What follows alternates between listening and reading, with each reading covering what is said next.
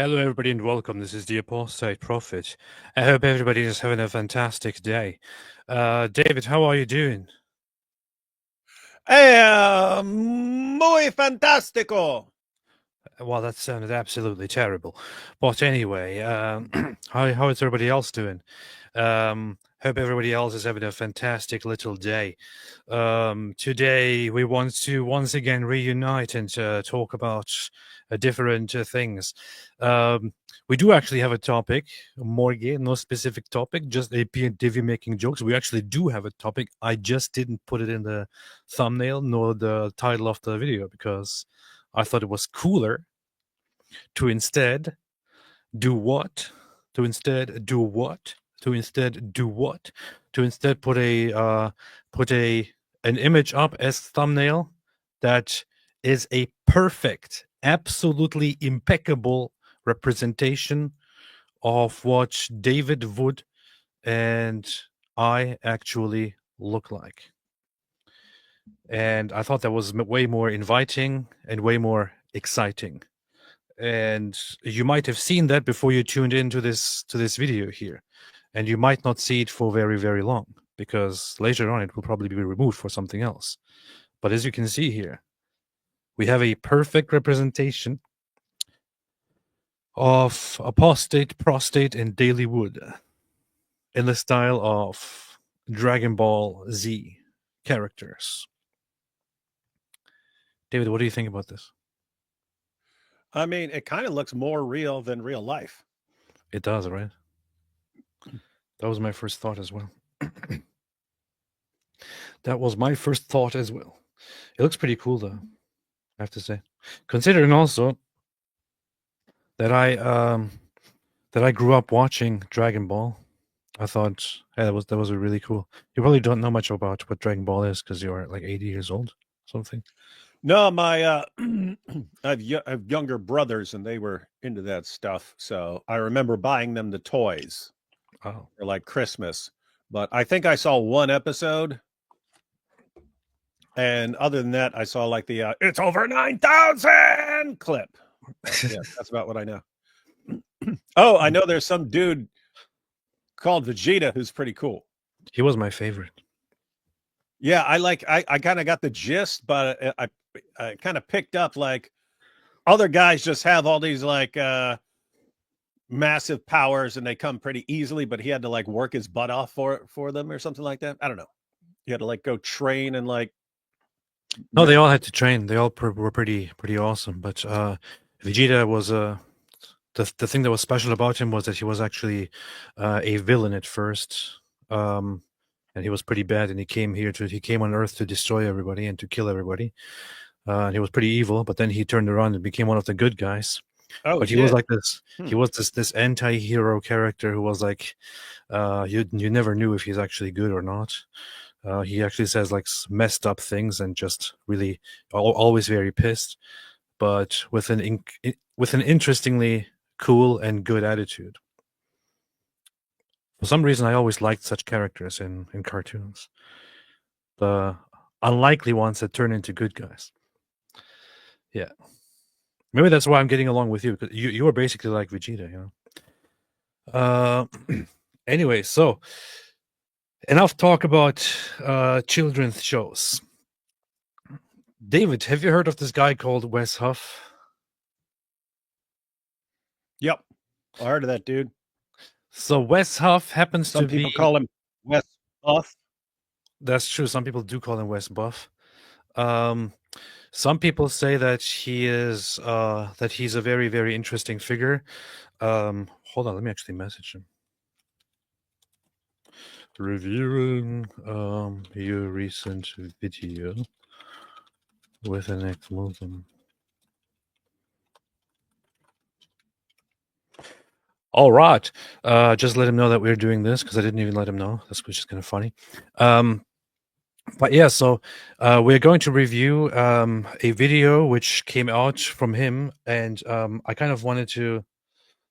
I thought this was very, very easy content because it's like low effort content. I don't have to do anything myself. I can just go and somebody else did the work already. They already made a video, so all I can do is just go there and pull whatever they did and then comment on it.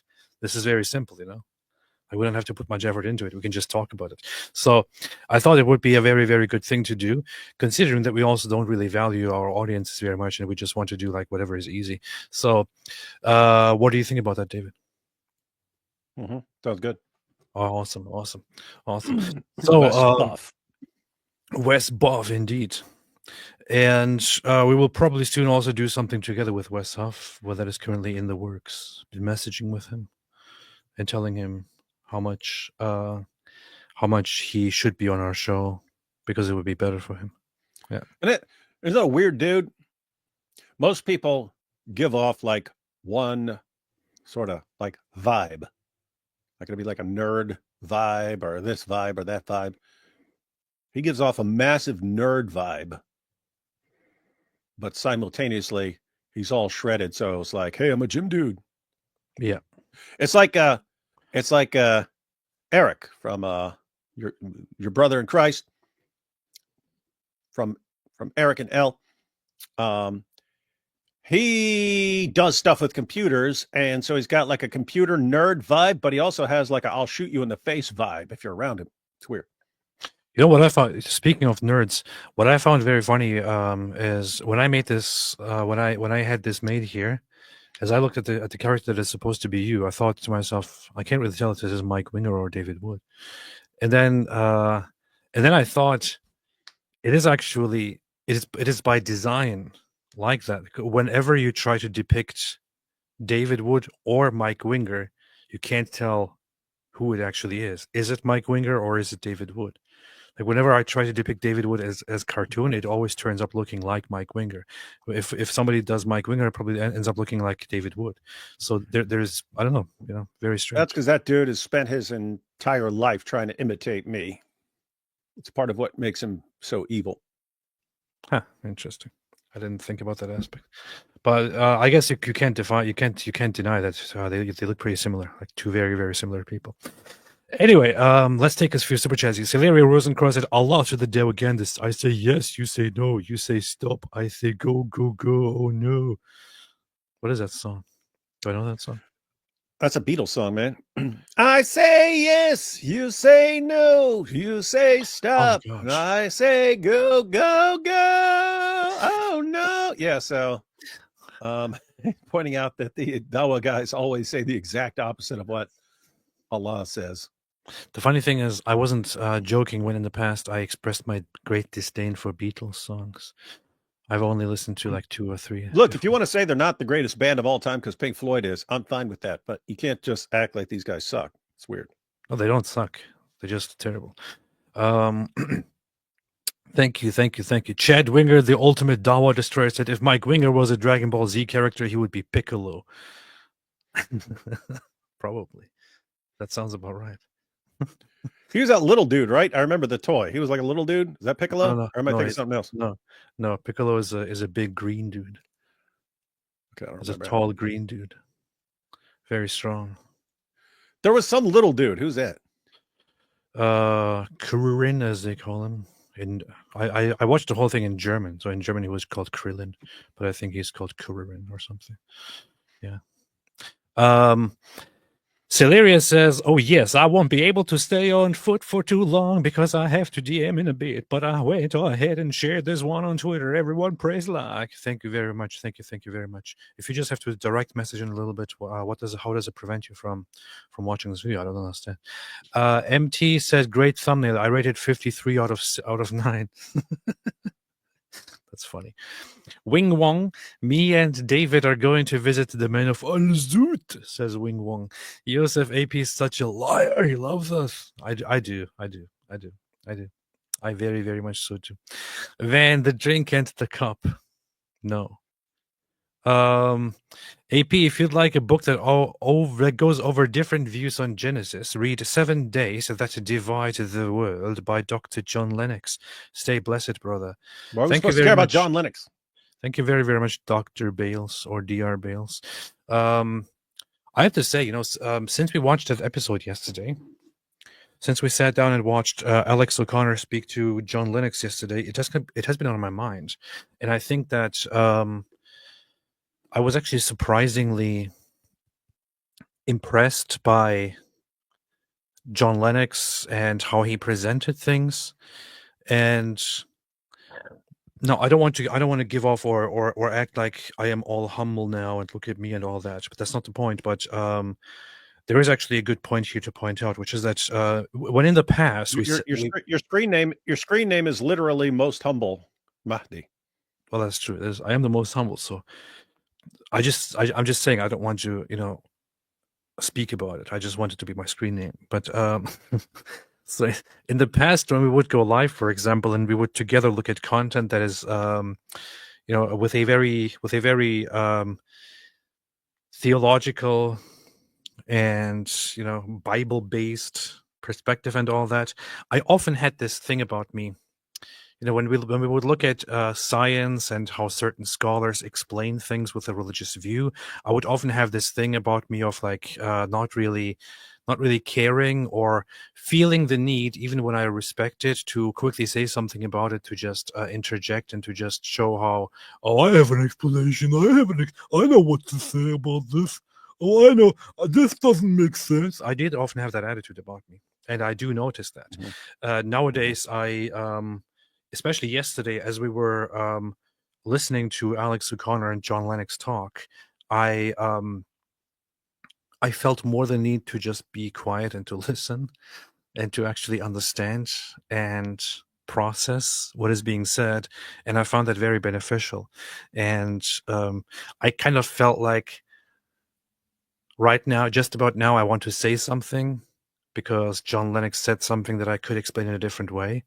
But I did that a lot in the past. Maybe it's time to shut up and just listen. And as I did that, I took in the things that John Lennox said in a much better way. And I actually thought about them very deeply overnight. And also this morning as I woke up, and I thought, I really appreciate how he explained, creation and Genesis and the wording of creation in the New Testament and all that. And I was very impressed with that. I guess what I'm trying to say here is that changing my mindset toward becoming less presumptuous and less like, oh, I have the answer to everything, and more on just having some humility and going with this, shutting up a little bit with a more Christian perspective has made things better and more interesting. Yeah, so you're basically saying if you go back a couple years, if you had heard this a couple years ago, you'd listen to like 5 seconds of John Lennox, and then you say, "No, look, you can't trust these Christians. They're stupid. They're just dumb. They believe they're Sky Daddy. That's all they believe in is their Sky Wizard and their Sky Daddy. It's so dumb. I'm the only smart one. We're the most atheists are the only smart people. Religious people are stupid." And then like smashed your computer and stuff. Exactly. And now things are changing a little bit. And I'm not saying this to brag. I'm kind of sharing this in an attempt to just share what I think is a very, very good thing, and as an inspiration. It's not like it's something that I do. I mean, in the past, I was my arrogant self, which I kind of still am. The change that has come recently is not from me. It is from a different place. But yes, I will look into that. I also yesterday looked at a little bit at how how creation is explained actually in Christianity and by the early church fathers, and I was a little bit surprised. For some reason, I was under the impression that I'm supposed to take the creation account and everything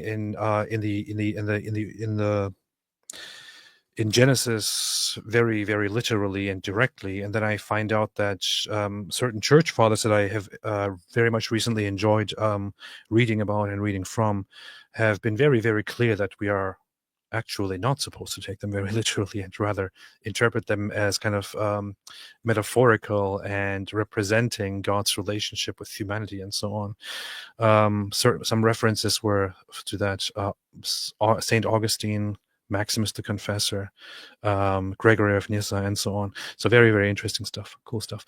Jingoistic Pig said, I commented on yesterday's clip channel video. Thank you. Appreciate that. We'll check it out.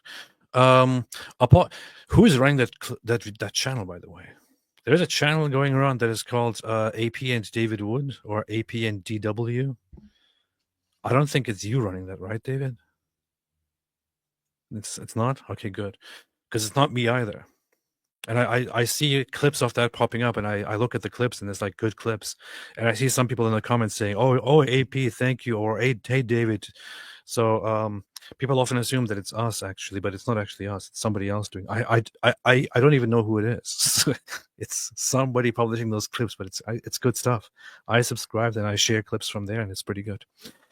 David is out here calling people nerds, says Apostate of Allah. He has doctor in front of his name. The doctor means his nose was stuck inside of books for hours and years on end. Seriously, David. You know who also had doctor in front of his name? Dr. Doom. You going to call him a nerd? I don't think so. You know who else? You know who also had doctor in front of his name? Dr. Dre, Dr. J, all kinds of doctors. You're going to call Dr. Dre a nerd? You're going to call Dr. J a nerd? Who's Dr. J? I never heard of Dr. J. He's a basketball player before your time. Oh. Rick Newton, the Beatles suck, or Mike Winger is a good dude. That's funny. In your face, David. Chad Winger, the ultimate Dawa destroyer. There are Zut in Dragon Ball Z. Momo needs to be in Dragon Ball Z. Yeah, that's true. All right. Nuance's Heart said Maxwell's Silver Hammer by the Beatles is good. David Wood should sing the chorus. No. Abu Baker, last night's live stream, atheists commenting that gospel and New Testament cannot be taken as evidence. What is a good response to that? What evidence convicts? David, what's your response to this?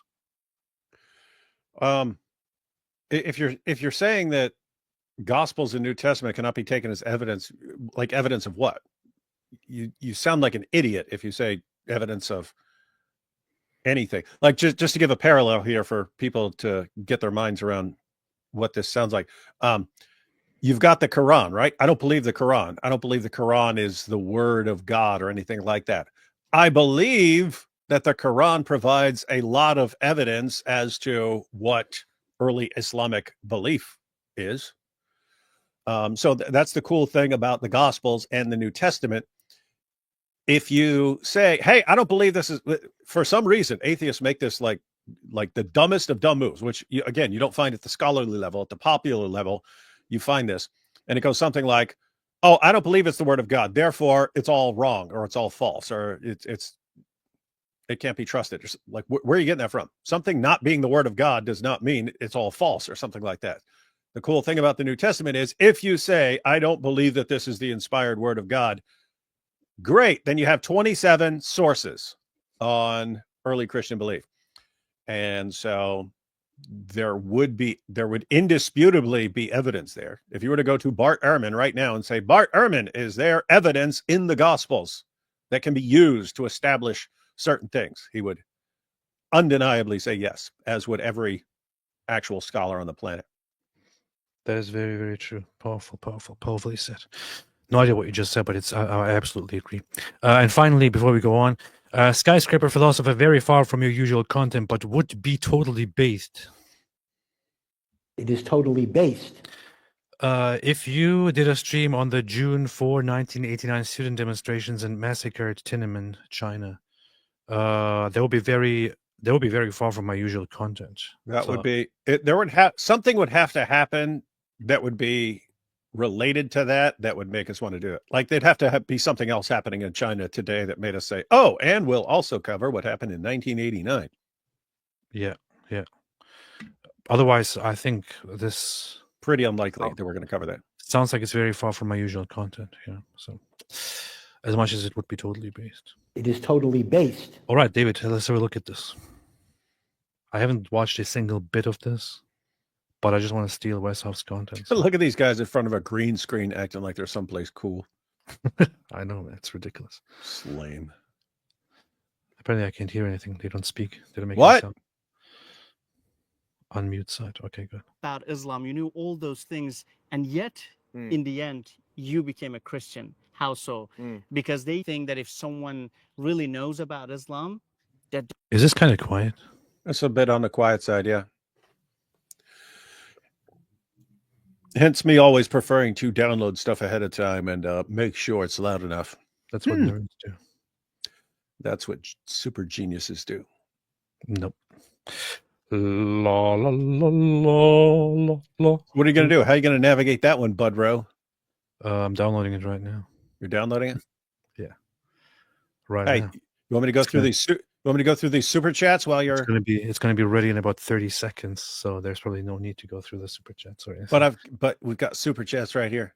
So we always have super chats. What is this crap? Hang on. Look at this. Look at this dumb super chat. Solaria said, "Solaria, are these ranked in order?" One if Queen. so, because Aerosmith, if so, Pink this is Floyd, idiotic nonsense. The Beatles, Ozzy Osbourne. Queen number 1, false. Aerosmith number 2, false. Why would you put Ozzy Osbourne there? Zeppelin number 3. And why would you misspell his name? Zeppelin number 3. I put them more like 5 or 6, but 3 is defensible. 4, Pink Floyd. No, you got to go 1 or 2 on Pink Floyd. 5, the Beatles. Gotta be top 3. 6, Ozzy Osbourne. Top 15. Journey, Foreigner, Boston. More like top 100. Journey, Foreigner, and Boston. Maybe top 20, top 30. Van Halen.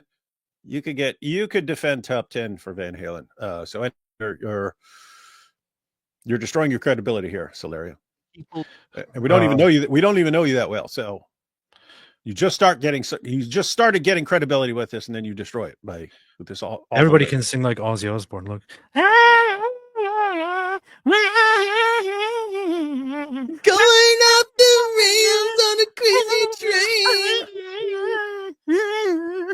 I am Iron Man. My only objection to all of this is why does the list not start with Iron Maiden? Yeah, you'd be like, why doesn't it start with Falco? The Best of Falco is my favorite album, yeah. Powerful. people, because they know my background, they're so shocked. They're like, you knew all about Islam, you knew all those things, and yet in the end you became a Christian. How so?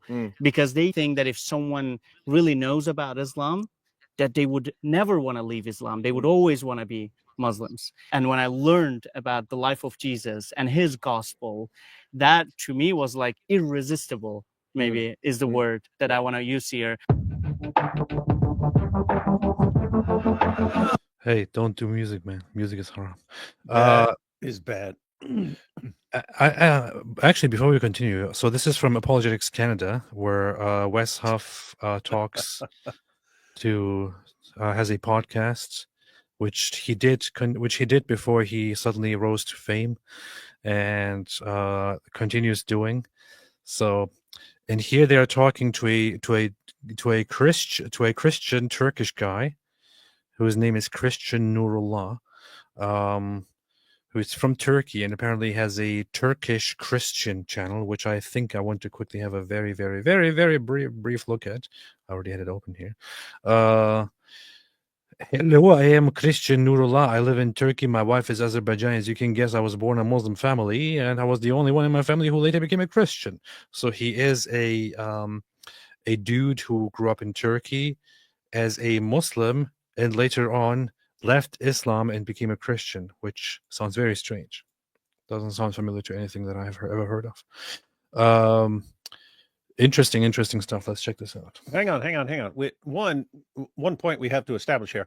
If you're going to have a group called Apologetics Canada, you should work out an agreement to where you can record your interviews at Tim Hortons while drinking mugs of maple syrup. Just want to point that out. You will get more views and better retention time if it's more authentic like that. That makes sense. That makes a lot of sense. Welcome back to the AC Podcast. My name is Andy Steiger. I'm joined today with Wes Huff and Wesley. Where are we? He's got on the Terminator glasses. Turkey for the last little bit, and we're shooting on location They're at shooting. the The St. hell? John's Basilica. So the Shooting. ruins of St. John's Basilica, but this is a historic church where in the 5th century, in 431, the Third Ecumenical Council, so the Council of Ephesus, which was dealing with the Nestorian controversy, which is not the topic of this podcast, but if you're listening to this and you want to learn about the intricacies of the ecumenical councils, you can look up what Nestorianism is and why the church was combating it, but it was a convening in this location. So this is an ancient church, goes back to the 4th century, late 4th century, but And it's right outside ancient Ephesus. So we were just only a couple kilometers from here. Yeah. We were exploring Ephesus today. and this is By the way, very, very, very significant, but also kind of, as I recently learned, very sad council, because it led to some great splits in early Christianity, in the early Christian church. But it was basically about certain different matters, but the main issue was the nature of Christ and the Nestorian heresy that came about and started introducing different ideas. I believe that was, if I remember that correctly, Nestorius was actually the patriarch. He was actually in charge, and then or the bishop, whatever. And then he was deposed. He was introducing ideas that were contrary to the general Christian beliefs about Jesus and the nature of Jesus, and how the nature of Jesus and the nature of God operates.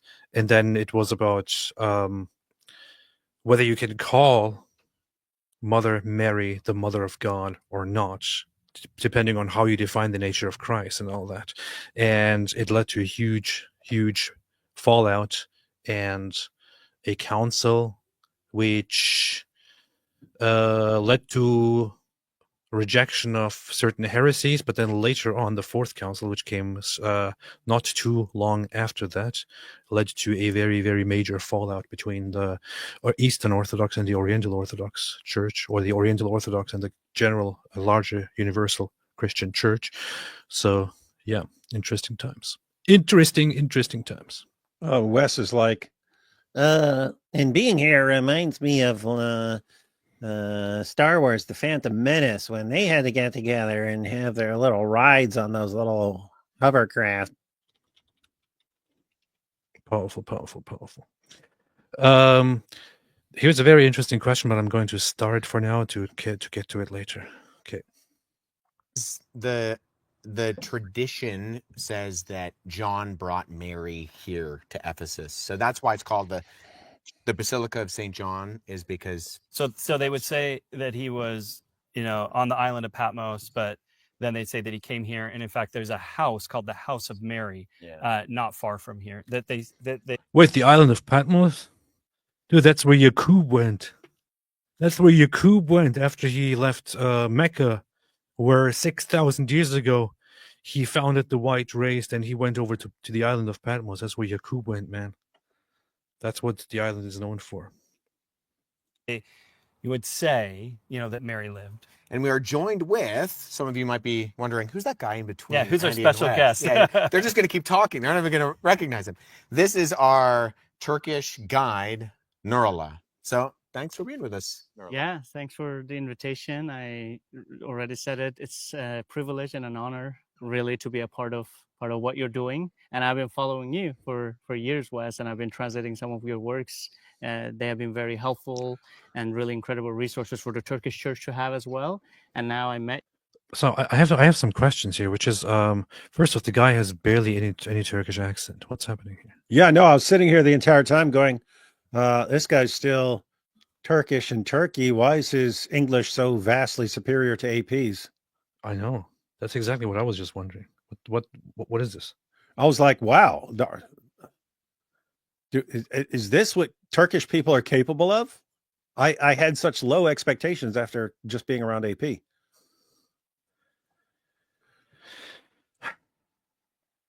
Anyway. You in person, and Andy as well, and I take part in this awesome project, Can I Trust the Bible series? Yeah. And I'm able to show you around. that's so cool, and I'm so happy. Yeah, so why don't we preface by saying the reason we're in Turkey is because we're shooting the next few episodes of the Can I Trust the Bible series, which you can find at the Apologetics Canada website. The first 2 episodes, we're recording episodes 3 and 4. But we thought we'd sit down with our guide, Nurullah, to tell us a little bit about his backstory as a Christian here in Turkey. Now, just to preface, the sun is right on us, so that's why Wes and I are wearing sunglasses. But Nurullah said no, he doesn't need any sunglasses. He's a local. He's used to the sunshine. Yeah, and I us, can't be as cool as you guys are. So yeah, us Canadians, man. It's like, what is this bright thing in the sky? Yeah, it's a Canadian sandwich. Here. and actually, that's There's a very Turkish attitude. Oh, the sun is shining. You guys need sunglasses. I don't need sunglasses. Weaklings. It's like typical Turkish attitude, man. I have to say, this is like, so far, this is like the nerdiest thing I've ever seen outside of a Mike Winger video. Really? You hear this? I'm here. Well, I'm here too. Well, I'm here. Oh, yeah. Well, I'm in the sun. Well, I'm in the sun too. Huh. Interesting. Hey. What? Hey, Nurullah. Yes. Don't ever name a group Apologetics Turkey. I don't know who came up with the idea of we'll just take apologetics and slap our country on the end of it, and then that'll be our site, so we don't have to actually think and come up with a cool name. Yeah, especially Apologetics Turkey would be a terrible idea. So don't do that. Yeah, you got to come up with some other thing like Roadshow, but that one's been taken. Yeah. Apologetics Turkey. I got an apologetics. I'm gonna eat apologetics turkey tonight. maybe like a great gateway, because my name is Nurullah, and its meaning is the light of God, the light of Allah. So, and their delight is like divine light in Arabic. And sometimes that, like, for people is really strange when they hear that I'm a Christian and they're He said Israeli. See? like, wait, like your name is Nurullah, it has like the word Allah in it as well. So how can you be a Christian? Like, is it even possible for Christians to use the word Allah and stuff like that? So I myself also produce apologetics content online. So there I respond to these kind of like questions and claims that like maybe like Christians cannot use the word Allah and stuff. But and at first even I myself questioned this, right? But then later on I discovered it is the word for God that was used by Arab Christians even before Islam.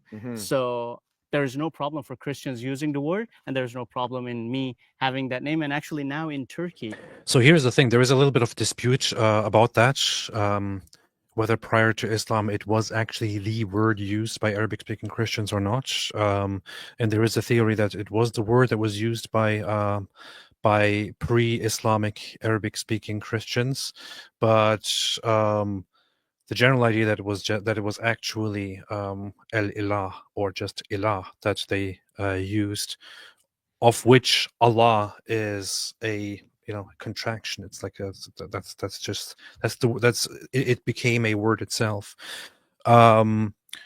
Nowadays, Arabic-speaking Christians in the Arabic-speaking world often do use Allah also when they speak of God, because it has become the common word to refer to the one God. But they also often just spell it out, even in Arabic, as al-ilah, which is like the God. But yeah, so it is a matter of a little bit of dispute. But as far as I understand it, as far as I see it and encounter it from Arabic-speaking Christians and priests, there seems to be no problem with simply using the word when you refer to God in the general sense, just as when you would say God in English, for example. But David, anything you want to say? That wasn't what I was thinking. I was thinking this guy is disturbingly nice for a Turkish person, and it's because I've only known a couple of Turkish people, and they're like some of the most brutal people in the world. So you and Hatun, right? Yeah. Hatun just crushes people. I'm glad she's on our side, but she's not very nice when she's talking about stuff. And so I assumed like Turkish people are just brutal by nature. And here, this guy, he sounds like Mr. Rogers. Well, I would say Hatun is a little bit of an extreme example as well. I mean, she's a very ruthless person, and you don't want to be on her bad side, because she's very scary. I personally am kind of scared of her. With me, there's a different case to make here, which is that I don't have much Turkish about me. But so this guy seems to be the first Turkish person that we have encountered who was actually nice. That's true. For me, that's a great opportunity to share the gospel with people, because even online, with the stuff that I do, when people hear like Nurullah and Christian, they're immediately like drawn to like asking questions like, okay, I want to hear more about you, and I want to hear more about your story. Like, how come you're Nurullah and you're Christian? So, well, let's talk about the work that you do online. What's wrong with you? You do apologetics ministry here in Turkey, and tell us a little bit about that. Yeah, so I've been doing it for 5 years now by myself, but before that there was like a ministry that was doing online works similar to what you're doing with Apologetics Canada. Unfortunately, that ministry had to end for some reasons, and then I continued by myself. Which reasons? None of your business. If you mentioned that for some reasons it had to be shut down, and I want to know which reasons those were. And I started during the pandemic. And so what I've been doing is, because I speak English and I understand, and most of my See, he speaks English. That makes sense. That explains why he's a good English speaker.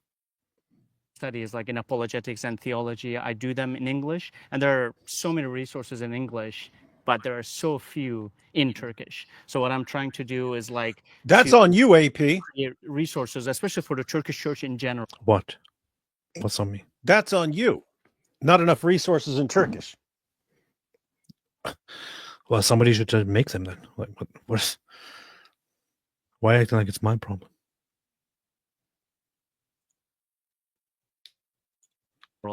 In Turkish for the Turkish church to benefit and to use. And so I've been creating videos, I've been sharing posts on social media. On, for example, Instagram, I've taken and translated Wes's infographics, and I've published them in Turkish as well. And a lot of people are actually like really using them. For example, like one was about the Council of Nicaea, right, which we even visited in. Powerful. All right, that's enough. I don't want to watch any more of this content. I'm so bored. I'm just kidding. I have to just quickly change something here, and then we'll be right back up. Okay, fantastic.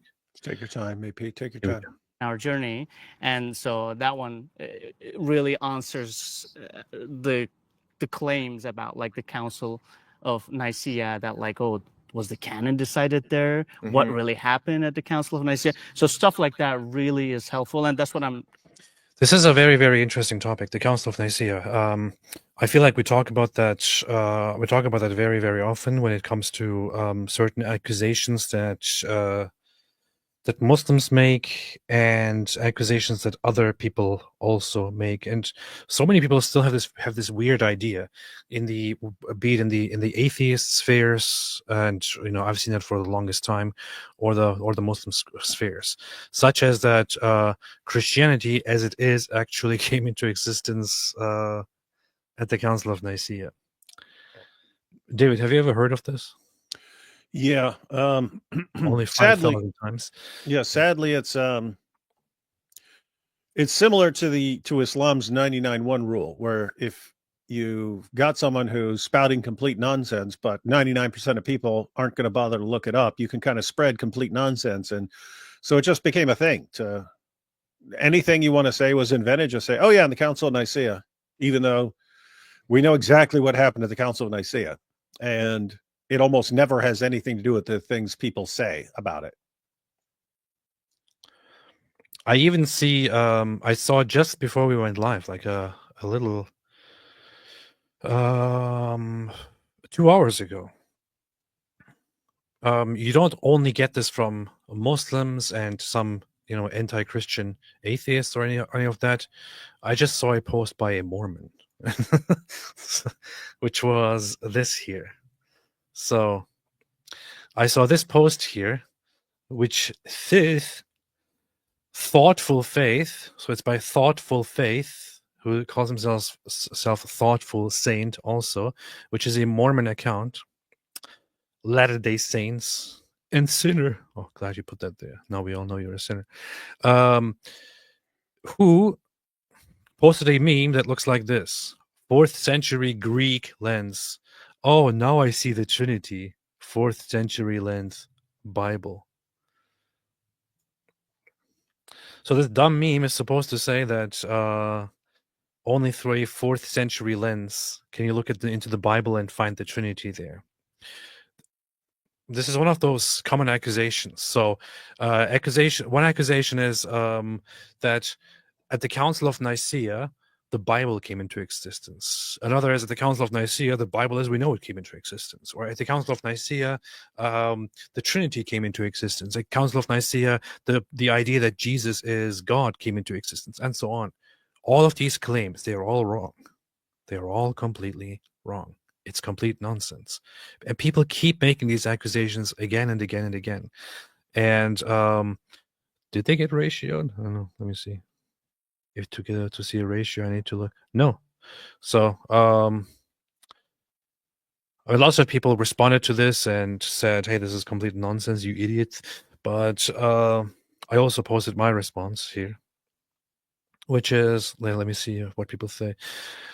This is a completely dishonest representation of history. The Trinity was invoked in the Gospels and is mentioned in the oldest Christian texts in the 1st and 2nd century, long before it was formalized at Nicaea. Here's the Didache.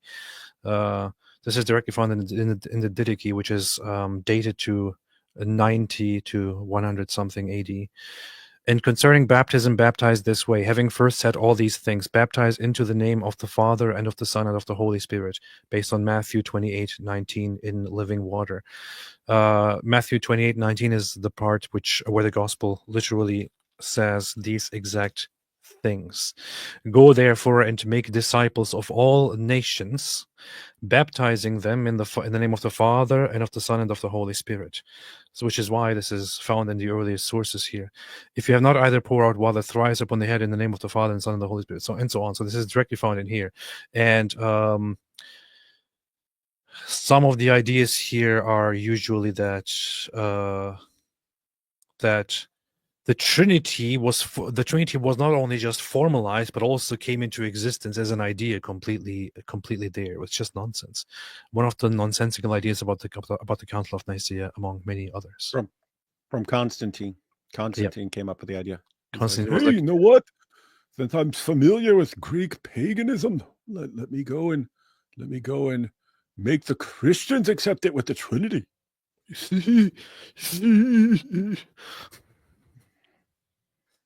Oh, man. Oh, man.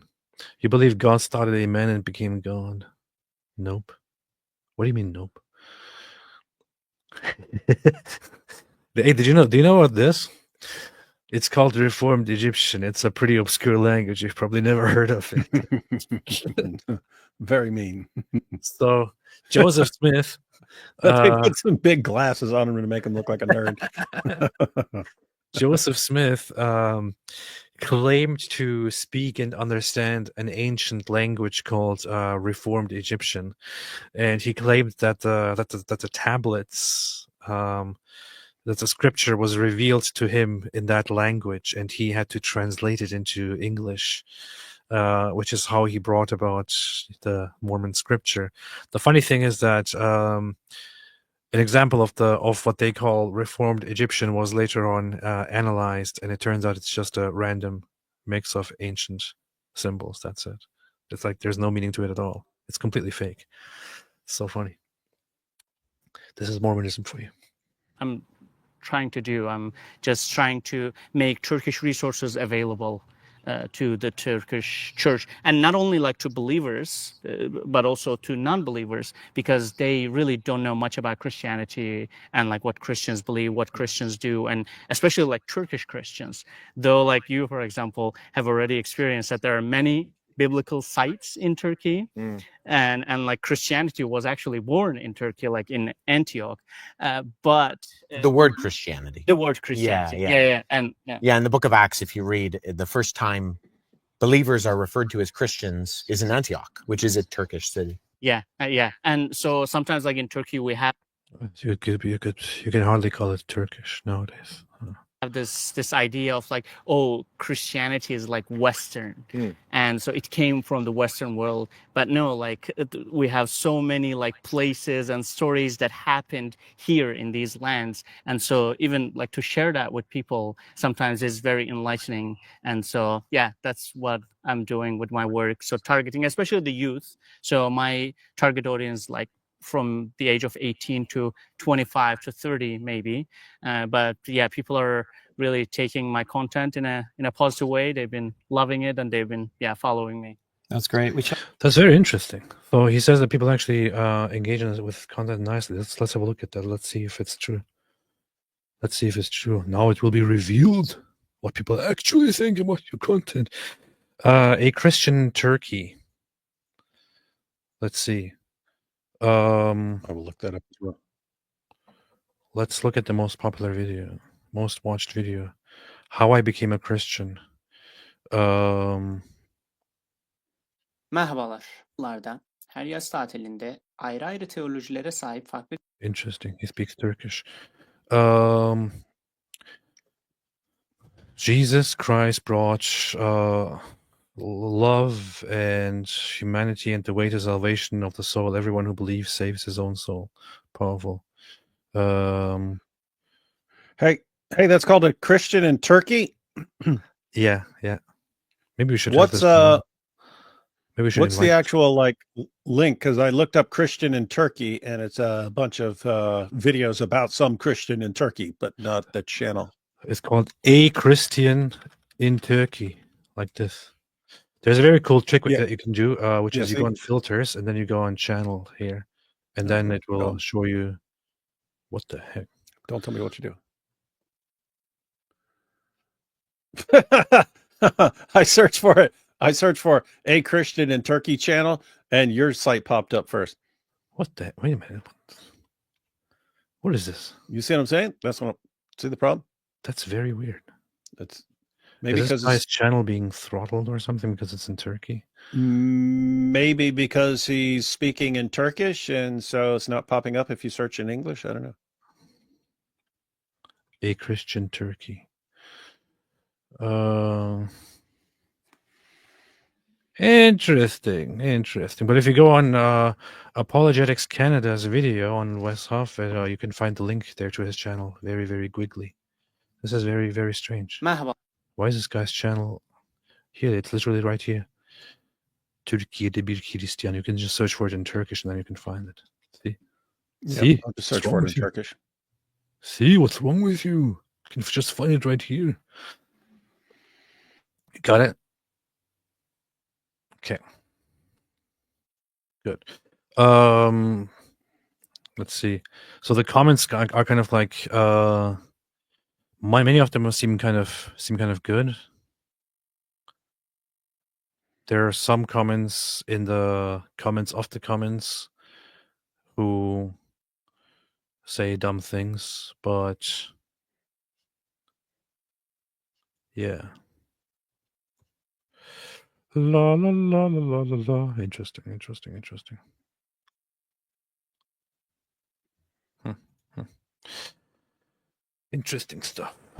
stuff. Powerful.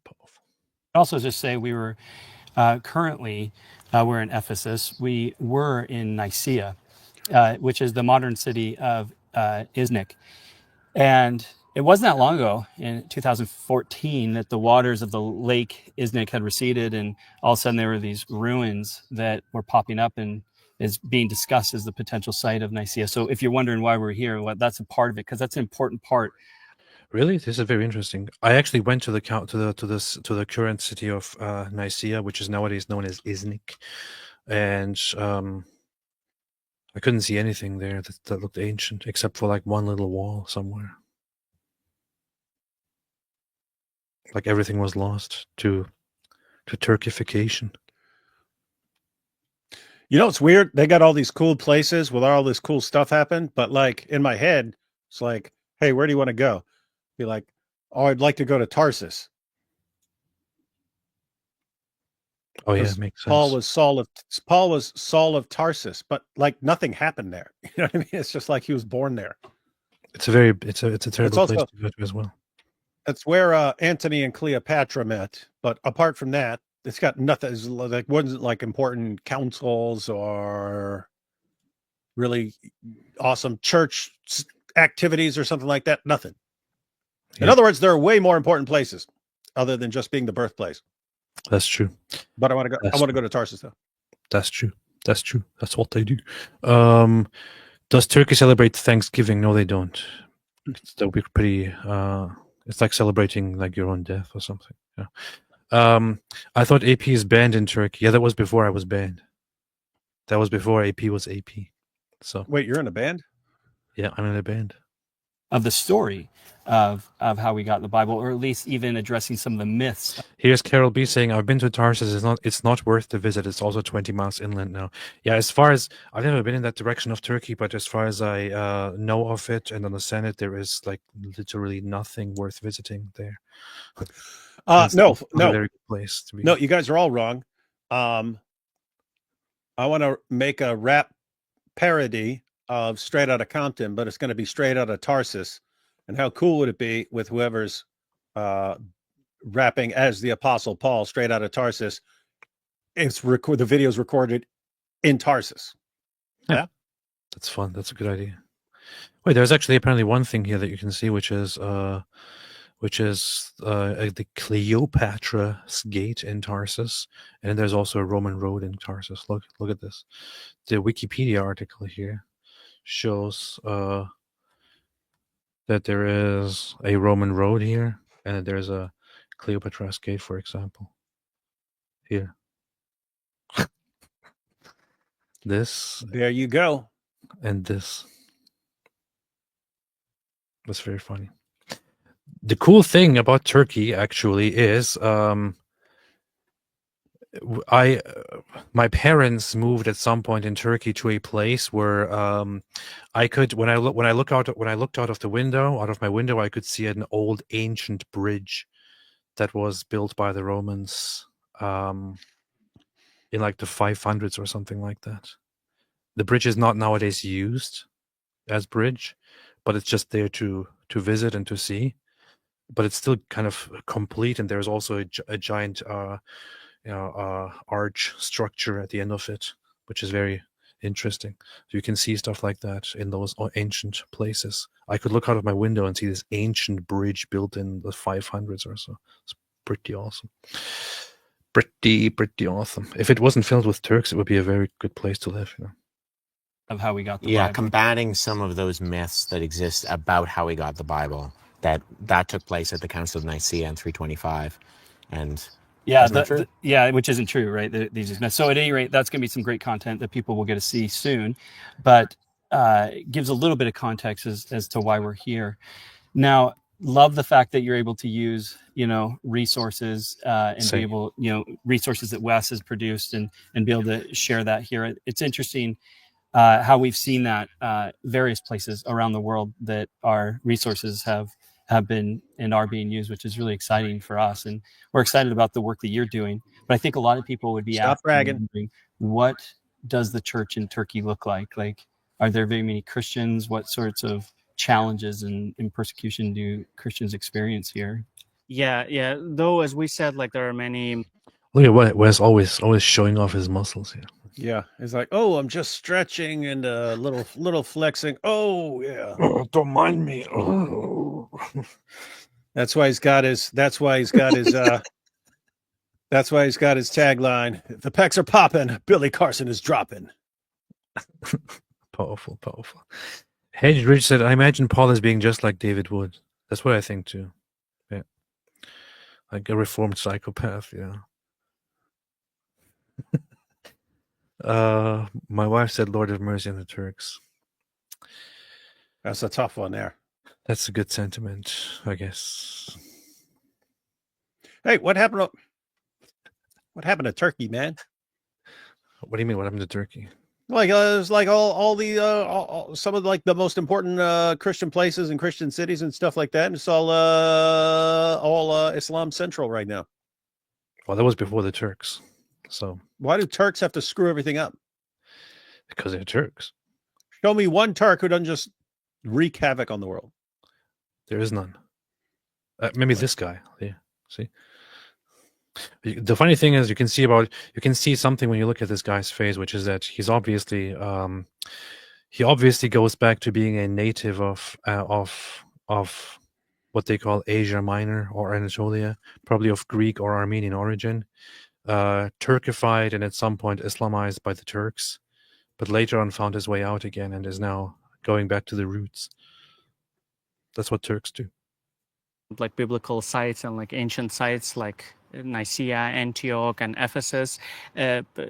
Turkey has like the majority of the population are Muslims. So even the believers in the Turkish church are usually converts from Islam. So they're Muslim background believers. And so, and in some cities we have like more local Turkish Christians, and in some cities we do not even have a church yet. And so that is something that the Turkish church is constantly praying for. And I'm originally from Gaziantep. It's a city in the southeast part of Turkey. For example, there used to be a church, and that's where I was also baptized. But nowadays, there's not a church there anymore, and because the pastor had to leave, and so the church could not continue. Well, I think a lot of people. There's also something very messed up about the Turkish history. So there's something that happened in the early, after the First World War, which was a population exchange between Turkey and Greece. The population exchange, where which affected lots of people. So here, the 1923 population exchange between Greece and Turkey stemmed from the convention concerning the exchange of Greek and Turkish populations.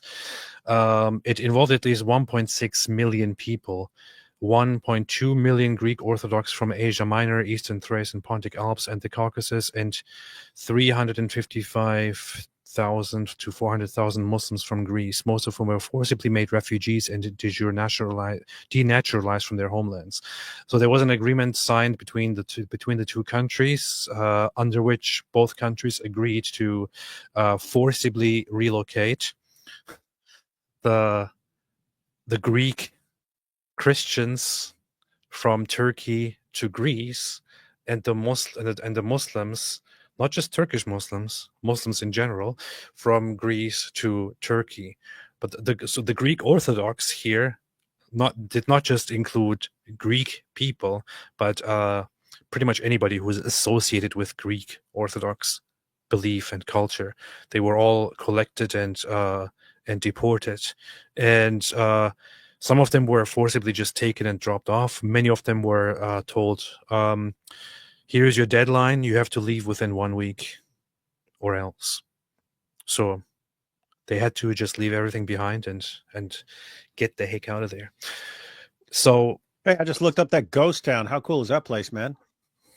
This one? Oh, yeah, they had to abandon the whole town, but it's all just a whole town of buildings and stuff. That's pretty messed up, man. Yeah. Hey, click on the link to that page. Click on the link to that page. Kayaköy. Here. You have another cool picture. Look at that. Zoom in on that thing. What the hell? Look at that. It's all there. Totally abandoned ghost town. Grab a metal detector and head there. Bet there's cool stuff laying around. And this is just standing there like this? That's good. Yep. That's incredible. Huh. Wow. No roofs, everything just like that. Yep. No roof. In Fethiye Muğla province, this is in the southwest. Yeah. The late in Turkey, nobody lived there. Population 975. Actually, they do. Some people do live there. I wonder where they live. But yeah, so this is what happened in Turkey, and on top of that, add the Armenian genocide, which happened, where over 1 million people, or 1.5 million, maybe more, maybe less, were brutally killed. More were displaced from Turkey and kicked out. The Greek Orthodox were removed from this place. The Pontic Greeks in the northeast were massacred. I think like 300,000 or so were killed there. Pontic Greek it's actually called the genocide. Pontic Greek genocide. That was here. The Pontic Greek genocide was the deliberate and systematic destruction of the indigenous Greek community in the Pontus region, the northeast of modern Turkey, in the Ottoman Empire during World War I and its aftermath. Between 1914 and 1923, 350,000 to 360,000 Pontic Greeks were massacred. So the beginning of this century resulted in massive numbers of Christians being eradicated and removed from Turkey, which led to the Christian population severely declining and churches becoming unused and emptied and then destroyed and all that. The results of that are just, as you can see right now. Here's the Armenian genocide. Add to that the Armenian genocide, deaths between 600,000 and 1.5 million. It's very unclear how many people were actually killed. But very, very brutal genocide. We have proofs of all of it, of the Turkish government actively saying it has been decided that every single Armenian must be removed or destroyed, no matter what age and no matter what gender. So it was a complete destruction of Armenians in Turkey and so on.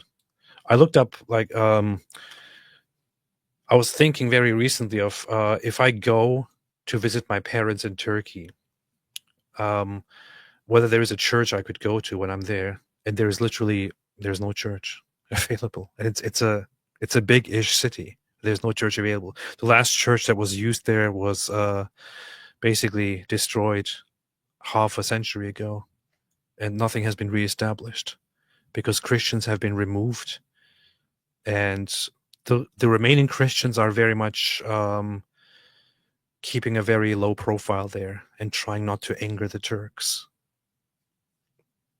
Pretty messed up place, man. Turks. Let's take a few super chats. What best way to explain Jesus' miracles, raising Lazarus, feeding the 5,000, etc., to atheists? How should sincere Christians argue for Jesus' miracles? David, what do you think? Well, you'd want to start arguing for the existence of God. Because if you're talking to people who are naturalists, no miracle is going to make any sense until you at least get them to grant the distinct possibility that there's a God behind everything. Huh. I don't know. Maybe just hand them a Bible and ask them to read it. And then tell them, say, and you're a loser if you don't read this. And if you don't read it, then you will be humiliated. Alarius Verus says, AP, I don't think you can liberate Constantinople with that hairstyle. Pretty sure I can. What are you talking about? Pretty sure I can. Celia Rosencross says, also DMing means to referee a game of D&D, of Dungeons and Dragons.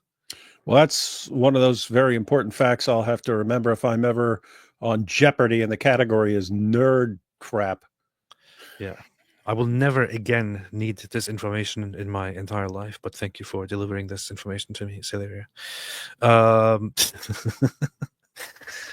Unique Pets quiz, 7-year girls fed 7 lit milk daily in Sahara. Why? Yes. Yosef says, Dr. Al-Zut gave Muhammad a rectal exam. Momo's butt was healthy by multiple examinations with different doctors. It's in the scriptures. Oh, I didn't know that. Interesting. Sokman says, Dawood is a nerd for knowing who Dr. Doom is. David, who's Dr. Doom? Dr. Doom, prepare for the boom. Bam. Ah, man. He's a comic book villain, man. But he's one of the, he's definitely top 4. Argue, you basically got, you got the Joker, you got Magneto, you got Lex Luthor, and Dr. Doom as your undisputed top 4 comic villains of all time. That sounds disgusting. But he's cool because he's like a super tech genius and master of magical arts. And he combines them to make himself a nightmarish villain. It's pretty bad. I'm just saying he's going to be in he's going to be in the next Avengers movie, man. And it's going to be Robert Downey Jr. playing Dr. Doom.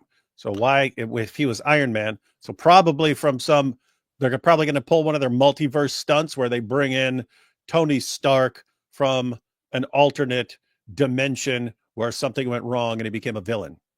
I'm guessing that's where they're going with stuff. This stream is quickly going down the drain. Yeah. Patriotic Z says Beatles suck. Indeed, they do. Well, they don't anymore. So they don't. They're just a little overrated. They don't exist anymore, so they can't suck. Jingoistic Pig says, what's a cow that takes the Shahada? A Muslim. Apple Baker, Rip Val Kilmer, Fave Val Kilmer movie, Batman Forever, Doors, Tombstone, Heat, Top Gun, Top Secret, Thunderheart, Kiss Kiss, Bang Bang. Best movie there would be Tombstone, but that was not his best acting. He was not. People loved him as Doc Holliday, just was nothing like Doc Holliday. So, but he had the coolest lines and stuff. So, Tombstone, best movie, best performance, Doors, Val Kilmer. He looked eerily exactly like Jim Morrison. The funny thing is that of all these listed movies, the only ones that I've seen are Doors and Kiss Kiss Bang Bang. And Kiss Kiss Bang Bang I saw on a plane because I was bored to death, and I thought this is the dumbest thing I've seen in my entire life. So, but Doors was pretty good. Watching Top Gun should be like required for everyone who's applying for American citizenship. That's true. That's what I heard too. Batman Forever sucked. You know what? Actually, Kiss Kiss Bang Bang wasn't that bad as I'm looking at it right now. No, it wasn't as bad as I remember. Okay. I never saw that. It was not as bad as Fight Club or something, you know. The top 5 are unranked, says Celeria. The lower 5 are in order. Nice. Still missing Iron Maiden. Yeah, still a crap list. I'll give you the official list. So Pink Floyd, number 1. AC/DC, number 2. Rolling Stones, number 3. Beatles, number 4. Aerosmith, number 5. Eagles, number 6. The Who, number 7. That's your list. That is correct. That is the correct order. Powerful. Fox McCloud, we're not having a serious conversation about top 10 bands if we're not putting Creed all the way to... What is Creed? Not top 10. What's Creed? Never heard of Creed.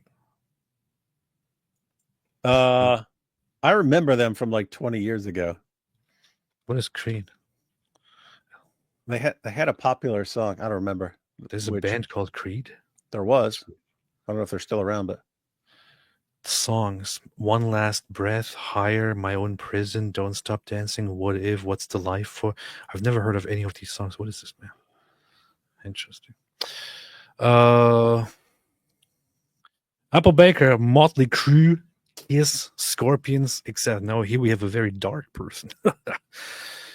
Dawa 2025 says, I have a Turkish Muslim friend that agreed to go to church with me. She thinks that both the Bible and the Quran are corrupted. Any advice? David, what do you say to this person? Well, you wouldn't want to use the Islamic dilemma then if she believes that if she believes that the Quran is corrupted and can't be trusted. So that's something where you would want to go through some basic textual criticism. When I say basic textual criticism, learning like the basic history, you know, probably wouldn't need to go into tremendous detail, but explain how actual scholars are using the word corruption. They mean anytime there's a variant. In other words, if you spell a word differently in a manuscript, that counts as corruption. If you listen to actual textual critics, they'll tell you that the New Testament is the best preserved work of the ancient world. And it's because so many copies were circulated that you end up with tons of manuscripts. Now, here's the rule. The more manuscripts you have, the more textual variants you have, because you're going to have textual, anytime you have a human being copying a long book, you're going to end up with textual variants. So anyway, the point is, the reason we have lots of textual variants is because we have tons and tons of manuscripts. But having tons and tons of manuscripts is what allows you to do textual criticism accurately. So the point is, there's nothing that corrupts basic Christian doctrine or the teachings of Jesus or anything. There's nothing like that. Again, it's mostly things like spelling variants, mostly things that can't even be translated because they make no difference to a translation and so on. You have a subset of textual variants where you have something that is meaningful. You can have a meaningful change, and you can have a viable reading. A viable reading is something that could be authentic, and so on. A textual variant where you have early manuscripts and you have two different readings and so on, so they're both viable. So anyway, it's a very, very small percentage of Bible readings that are actually meaningful and viable, meaning it would actually affect the meaning, and it's early enough to be authentic. So you're talking about a tiny fraction of the variants that we hear about could actually be authentic readings and actually affect the meaning. And of those that affect the meaning, it's like minor differences in meaning of what it's telling you to do or something like that. You never get something that's telling you something different about Christian theology or the core of Christianity, nothing like that. So get that basic gist across. That was the nerdiest thing I've heard in my life. You're a nerd. Jingoistic Pig by Post is on the past statements on Palestine vid. Oh, okay, that's cool. Here's something that I starred earlier because I wanted to briefly talk about this. Cricket says, I'm new to Christianity. I'm reading the Bible and having trouble understanding Matthew 15:21. Did Jesus see Gentiles as dogs? This is a good question. I've actually, heard this from certain people who accused Christianity or Jesus of being immoral or something like that. And then said, why is he comparing a Gentile woman to a dog? But that's not really where the context of that story ends. But I want to point this out for one very funny reason. First off, before I let David explain this in 2 words, I found this very recently funny because of the whole discussion where gropers and all that were going around and saying that and the Jews, they call people goyim. The funny thing is that going into these verses here, you can see that here in this case, Jesus is basically speaking to a Gentile in his language, goyim, plural, and then making a point about the comparison between somebody who is valued more or seen closer to valuable, and then a Gentile dog in comparison, which is not meant to be an insult. It is meant to make a point, but then the thing actually turns around. But David, do you want to explain this? Yeah, it's just amazing. People don't follow the trajectory. Don't insult them, man. This is a very basic question here. Because it's awesome. Oh yeah, well, yeah. So you got 2 possibilities. Either this is like a genuine question or this is like a trolling. I'll just read the passage because it's short. So starting in verse 21, the section is usually called something like the faith of the Canaanite woman. Says, leaving that place, Jesus withdrew to the region of Tyre and Sidon. A Canaanite woman from that vicinity came to him crying out, Lord. This is NIV, but you can pick on this channel. We only read NKJV. So I'll just read it off your dumb screen there. Okay. I'll just read it off your screen. That way everyone's on the same page. Okay. Literally. A Gentile shows her faith. Then Jesus went out from there and departed to the region of Tyre and Sidon. And behold, a woman of Canaan came from that region and cried out to him, saying, have mercy on me, O Lord, son of David. My daughter is severely demon-possessed. But he answered her not a word. And his disciples came and urged him, saying, send her away, for she cries out after us. And then we lost it. Yeah. Okay. Urged him, saying, send her away, for she cries out after us. But he answered and said, I was not sent except to the lost sheep of the house of Israel. Got this? This is actually some really, really super based stuff that's about to happen. Yes. I was not sent except to the lost sheep of the house of Israel. Muslims, you see, he was only sent to the lost sheep of the house of Israel. He was not meant for any Gentiles. He was not meant for any Gentiles. He literally says this in a passage about what's about to happen. Then she came and worshipped him saying, Lord, help me. But he answered and said, it is not good to take the children's bread and throw it to the little dogs, because it says little dogs there in that translation, because it's basically puppies, right? Now, why would he say that? Why would he say puppies or little dogs or something like that? Who are the Canaanites? So she's a descendant of the Canaanites. The Canaanites, if you recall, were supposed to be kicked off the land. You're supposed to fight them and stuff like that and expel them, drive them out of the land. And it said the children of Israel didn't complete it. They didn't.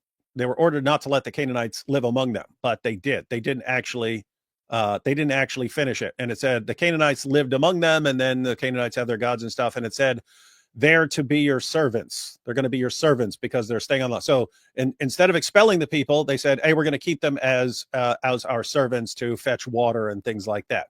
Right. So Jesus says, it's not good to take the children's bread and throw it to the dogs. Hey, I'm sent to the lost sheep of the house of Israel. So I'm just sent to these people, not for you, not for you. What happens? And she said, yes, Lord, yet even the little dogs eat the crumbs which fall from their master's table. Then Jesus answered and said to her, O woman, great is your faith. Let it be to you as you desire. And her daughter was healed from that very hour. So check this out, right? Because this keeps happening in various ways. People just fixate on the word dog there. What you have is Jesus is sent to the house of Israel. People in Israel keep rejecting him, and it's other people. It'll be like a Roman centurion or this woman, and he'll praise them for their faith, right? And so he's making an example. He's setting the stage for Gentiles entering the kingdom of God. Whatever you were before, even if you were just a servant, now the door is open. Look what happens right after this. He introduces the idea that, hey, this is actually for the Gentiles too. The very next thing you have, scroll down a little. The very next thing you have is the feeding of the 4,000. Got it? Feeding of the 4,000. Where was that? That was in Gentileville.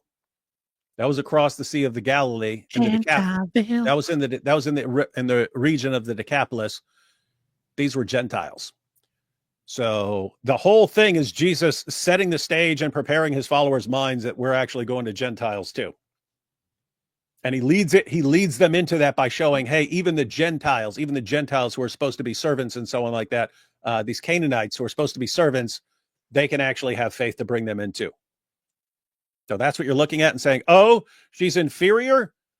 Jesus is saying she's nothing but a dog. He's being a racist against her. What are you talking about? This is a message for his followers and for the Jews of his time. Actually, these people are coming into the kingdom of God too. You see? It's actually not something very, very bad at all. On the contrary, it's actually something very powerfully good. There is nothing bad here. It is actually good, and it introduces once again one of the very good sides and the goodness that comes with Jesus here in the Gospels. It's not bad at all. Don't let people tell you that, or don't even think that. And don't forget the fact that this woman, I mean, think about the meaning. I'm only sent to the lost sheep of the house of Israel. And then she turns out to be one of it's like what Paul is talking about, like with people having the faith of Abraham are brought in and so on. But he says, woman, great is your faith. Let it be to you as you desire. And her daughter was healed from that very hour. This was a woman who was a Canaanite woman who's absolutely desperate for her daughter and hears that there is a miracle working Jew and goes to him. Hey, you got one there for me too. He kind of pretends to be ignoring her and so on. Put it this way. She goes back. Her daughter is healed. You think she was like, I can't believe he said that to me, this racist. What are you talking about? He raised her status, ladies and gentlemen, and healed her daughter. There's also the aspect of aside from the current social situation and the comparison between Jews and the Canaanites here in this place, it also very much depicts something very cool actually, which is that throughout the Bible, throughout the Old Testament, you have God focus on the Jews as the people of God, on Israel as the people of God, and Israel who is favored, to whom all the good stuff is given, and the others who do not know or who act in vile ways are often spoken of as not in such a good light, for a good reason, because early on the focus is only on the Jews, only on Israel. So the idea generally is there that Israel is God's very valued possession, whom he chose, whom he made his firstborn son, as it calls. And then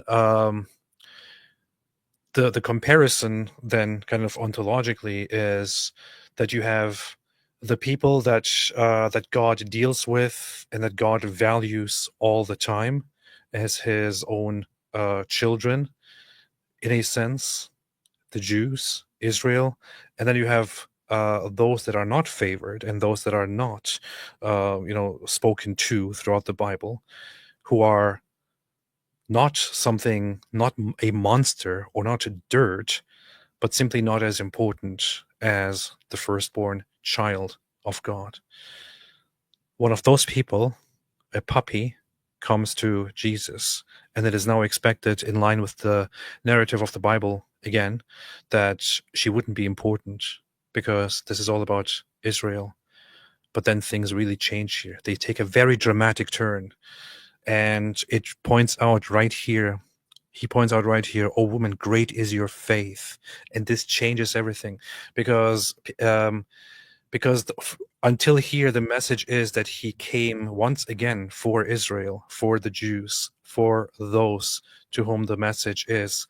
But then things turn around here, and all those Gentiles who have faith then become favored and are no longer just those unimportant lesser people. They are now grafted in, and so on. That's what somebody who knows stuff would say, not me. I probably copied that from somebody else. Sankey says Gavin Orton has a nice book on Augustine's Genesis view. WLC's book on Adam also has a genre analysis of it and break down on how to take historic references to it based on New Testament mentions, especially 1 Corinthians and Romans. Interesting.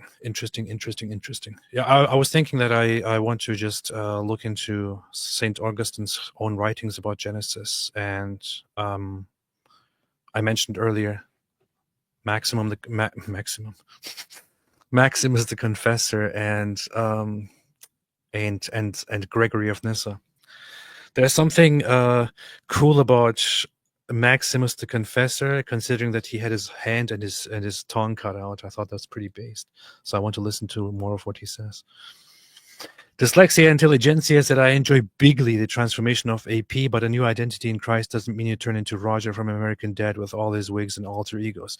It actually does exactly mean that. So there are some people who have been asking why, what's with my new look recently. And the thing is basically that as I was looking into Christianity and getting into it, I heard again and again that you have to make changes about yourself. So this is why I look like this nowadays. It's also a common Orthodox practice to look like this. So. But thank you, Dyslexia. Sheikh Mike Wingeling says, you see, even weakling Huff doesn't want AP when he needs a Turk. When will Ridwan stop pretending he's not a Greco-Armenian Jew who was never a Muslim? This is a good point. Garbled words, is Dr. Mengele a nerd? No, but he's an evil scumbag. Look at him. Doesn't look like a nerd, but evil scumbag. Look at how Wes Huff now traveling the world after he appeared with the best streamers on YouTube. Coincidence, or Wes got that David Wood and AP popularity bump? Yeah, it is kind of weird. Like he was after he came on our show and had a talk with us, he's suddenly everywhere. Mm-hmm. That's what happens. Yeah, people know about him now. Now everyone wants to talk to him. Everyone wants to talk to him. Hey, you know what's messed up? What? They never caught Mengele, man. Isn't that messed up?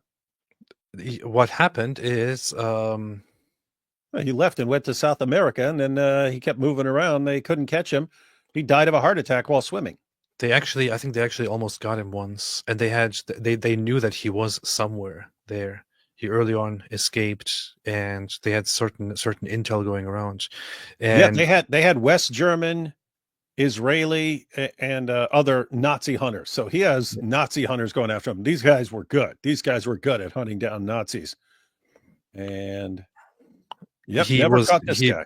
He apparently did a good way of disguising himself and adopting a completely different name and not telling anybody, because some of the Nazis were caught just, having conversations and revealing slight hints at their Nazi past to people that were around them, or people that they thought were their friends, and who then leaked the information to Nazi hunters or to Israel, who then came after them. Mengele did a good job of hiding very, very well, which is pretty messed up considering that he was one of the most messed up people in the Nazis. His son, I believe, went to visit him, and later on, only after his death, revealed how the conversation went. But his son basically visited him and sat down with him, and he was like, "Oh, thank you so much for coming." And he then asked him and said, "All my life I have wondered. All the things that people say about you and all the things that they did, are they true? And why did you do these things?" And then he apparently basically just justified the messed up stuff that he did, operating on children, on victims in the concentration camps, killing them, inflicting brutal, horrible pain on them, and so on. Yeah. No repentance. These people were evil, man. Hey, remember I told you about Christopher Lee, right? Yes. How cool is that? That's not the sound a man makes when you plunge a knife into his back. That's creepy stuff coming from a Nazi hunter, man. Yeah. All right, let's continue. He should call his show Turkey Based. Hey, that's interesting. Yeah, but spell it based. B-A-S-E-D. Turkey based. Based. No, call it based turkey. How about that? Yeah. Based turkey. That's how you do it. Cursed Mouse says, "Okay, that's it. I'm leaving. The Rolling Stones didn't even make the top 10. Clearly number 1. Oh, hi, AP and David." Well, I said I put them on my top 10, man. What are you talking about? I had them at like number 4 or something. I'm just sad that nobody talks about Iron Maiden, because I think Iron Maiden definitely deserves to be in the top 1. So yeah, top 1 million. Mm-hmm. Jack Ray, make Hagia Sophia a church building again. It will become the central cathedral of Eastern Orthodox Christianity, and then later on, it will lead to the unification of Christianity all around the world. We're on it. Now, when you become Orthodox Pope, are you going to make that your city? Yeah. Good. Ferris Adam made a super sticker. Thank you so much. Songs of Relief. AP O'Connor is helping in Japan too. Natsuki Takama translated your cartoon where you get beheaded in the end. Stay away from Islam. That's funny. That's pretty cool. Pretty cool. If it goes to Japan though, I would like to have the help of some Japanese anime creators to create a unique anime version of that over there. That would be fun. You guys need like way bigger eyeballs and stuff like this. And I have to say, it does make sense that your content would be taken off in Asia, because they're probably, people are like, "Oh, he pronounces Hong Kong so perfectly that we barely have to translate." Yeah. AG Ward says Iron Maiden is trash. Here now, you shouldn't have said that, because I have just ban user and delete their comments. Okay, good. Banned. Wonderful. Gobbled words. Have you guys ever considered having the traveling Israeli guy on your show? Witty and fact-based pushbacks on Israel critiques from a guide. Only 50,000 times. Yeah, we did. I didn't really get in touch with him. Maybe sometime in the future. That would be interesting. I thought if I ever go back to Israel, I would link up with that guy and do something. I don't know. Lots of plans. Anyway, let's continue. Back home, hear about this, where we don't even use the word missionary here. We've been using the word M. Yeah. Right, because that's the sort of challenge that exists here. And for some of them, they get their status here revoked, where the country, the government says you need to go home. Yeah, and because like there are not as many local like believers, Turkish believers, as like maybe you have in Canada, right? So we also have a lot of like brothers and sisters coming from abroad, from other countries, to actually like serve us, to help us like maybe establish a church and to be with us and to be helpful in that way. But unfortunately, in Turkey, there is some kind of like pushback on that. So especially if you're not a citizen. If you're a citizen, we have a constitution, we have laws that say you're free to. Well, you guys are a democracy. Yeah, exactly. It's Republic of Turkey. So yeah, and in our constitution it says we are free to believe whatever we want, And democracy there is very, very liberally used in Turkey. Because it's a liberal country. free to express it, to share it with others.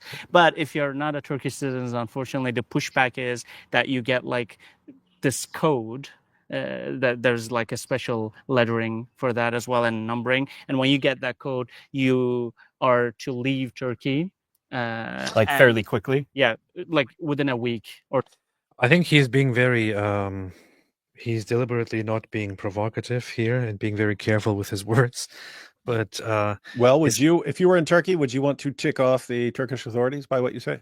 Probably not. True. But in Turkey, so freedom of speech doesn't exist. It also doesn't exist for Turkish citizens. I know of many Turkish citizens who, just for voicing their opinions, just for saying something mildly critical about Islam, ended up in jail, ended up with fines.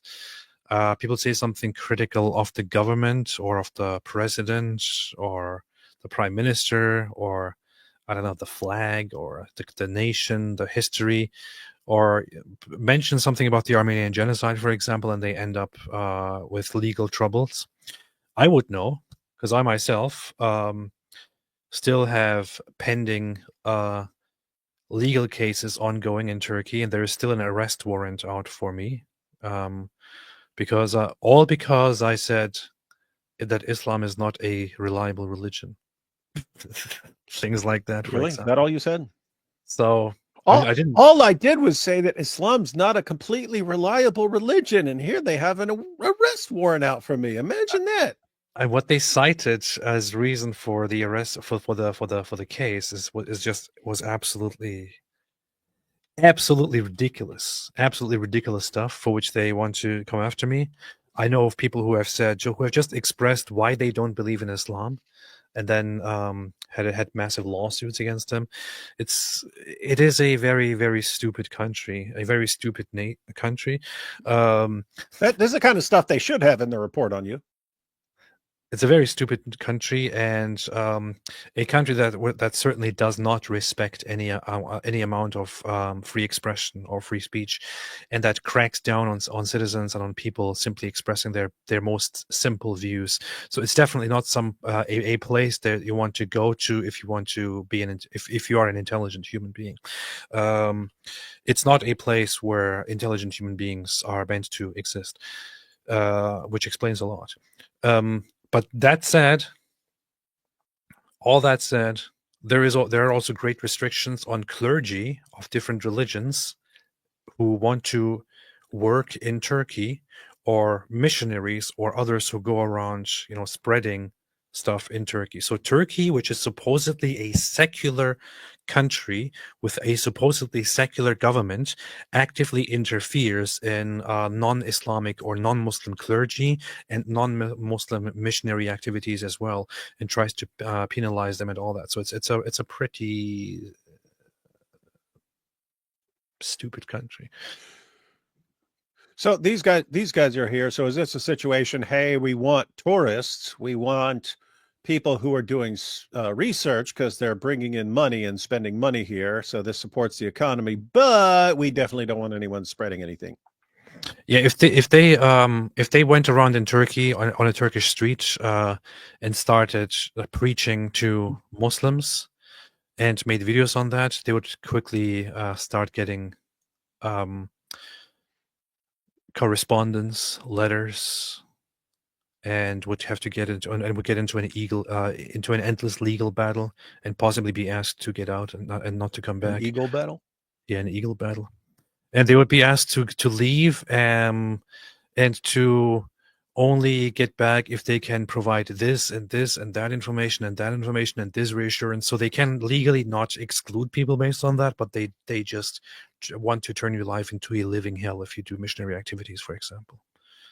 You know, it's like they use the law in illegal ways to bully people or to find reasons. For example, not sure how long ago that was. I just came across it again as I was looking it up. But there was a priest 5 years ago, Syriac Orthodox priest, was arrested, released, and then again arrested and indicted. I don't know what happened to him afterwards, simply for allegedly accepting a group of militants or terrorists into the church and giving them bread and water. That's it.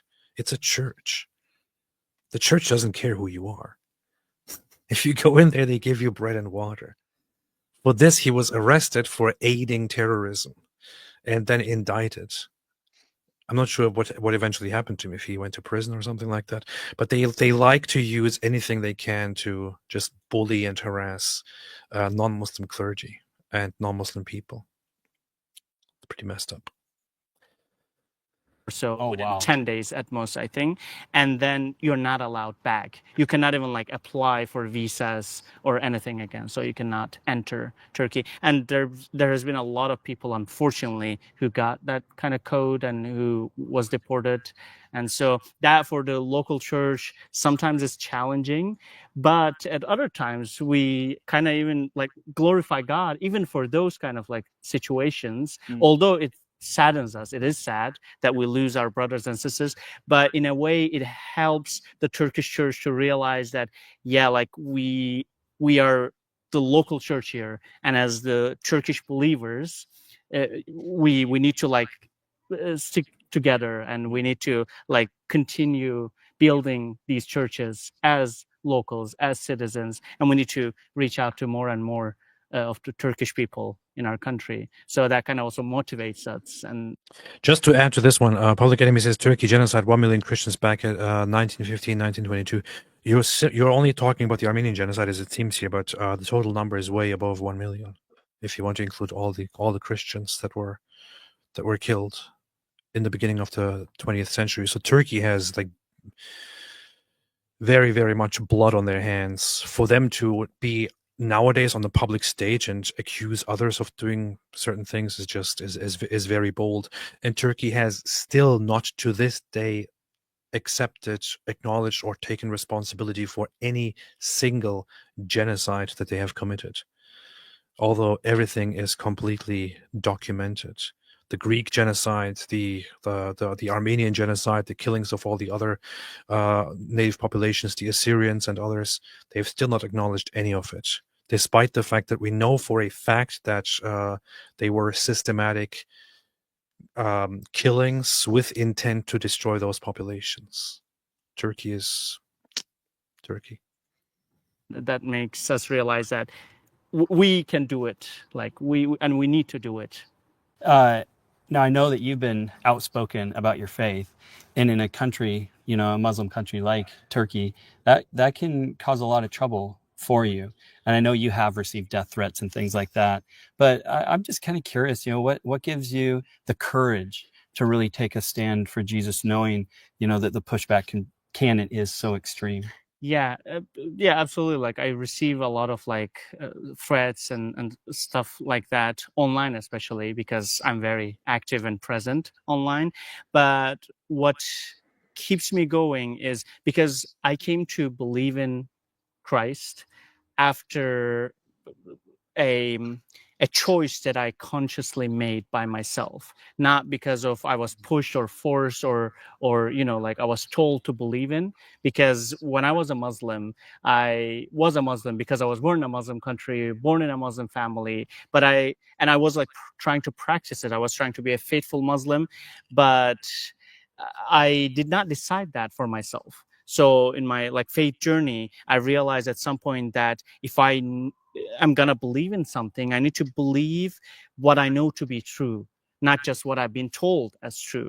So because I did that, and in my faith journey, that's how I came to Christ, I am so like convinced and I'm so certain that what I believe is true. So, and I know that like this life is, I always say that like this life is temporary and I have this eternal life to look forward to. So whatever can or is going to happen in this life, because I know what I believe is true, does not matter. Because I know that I have eternal life in Jesus, whatever happens here, like Paul also says, right? That has been like a great encouragement for me when I read those verses. Well, I guess it's fitting that we're here, right? We're, after the Apostle Paul, or near where the Apostle Paul had been imprisoned, and many others. I mean, Paul wrote his letter to the Ephesians from prison, and we have his prison epistles, right? So yeah, there is like that tradition, right, of persecution. Yeah, absolutely. And the first time I actually watched a documentary on life of Paul, I was so touched because I saw kind of myself in him. I'm not trying to, of course, like elevate. You know what you did. You know what you did. I am just like Paul. I'm basically, when I read about Paul, I was like, this is me. Oh yeah, this is me. No, it's just a little. Of course, he's just trying to say that he can relate. Yeah.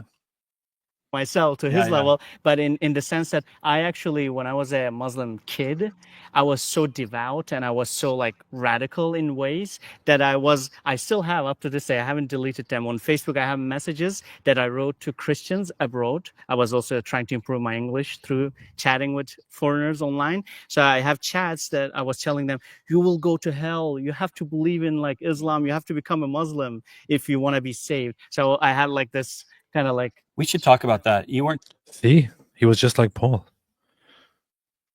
He was telling people on Facebook. That's what Paul did, for example. Just a Muslim. You were a devout Muslim. I mean, you told us that you had memorized half of the Quran. Yes. And I was on my way to actually memorizing the whole of the Quran, and my brother now, for example, has done that. And my dad was proud of me because I was on the way too. So for him, it was devastating. Actually, Ibn Umar, Muhammad's companion, Ibn Umar said, "Let none of you say I've memorized the entire Quran, for how do you know what all of it is when so much of it has been lost?" That's very powerful.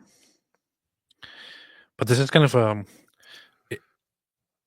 it is a funny thing about Islam that one of the most honorable and most respected things to be proud of in Islam is to memorize the Quran.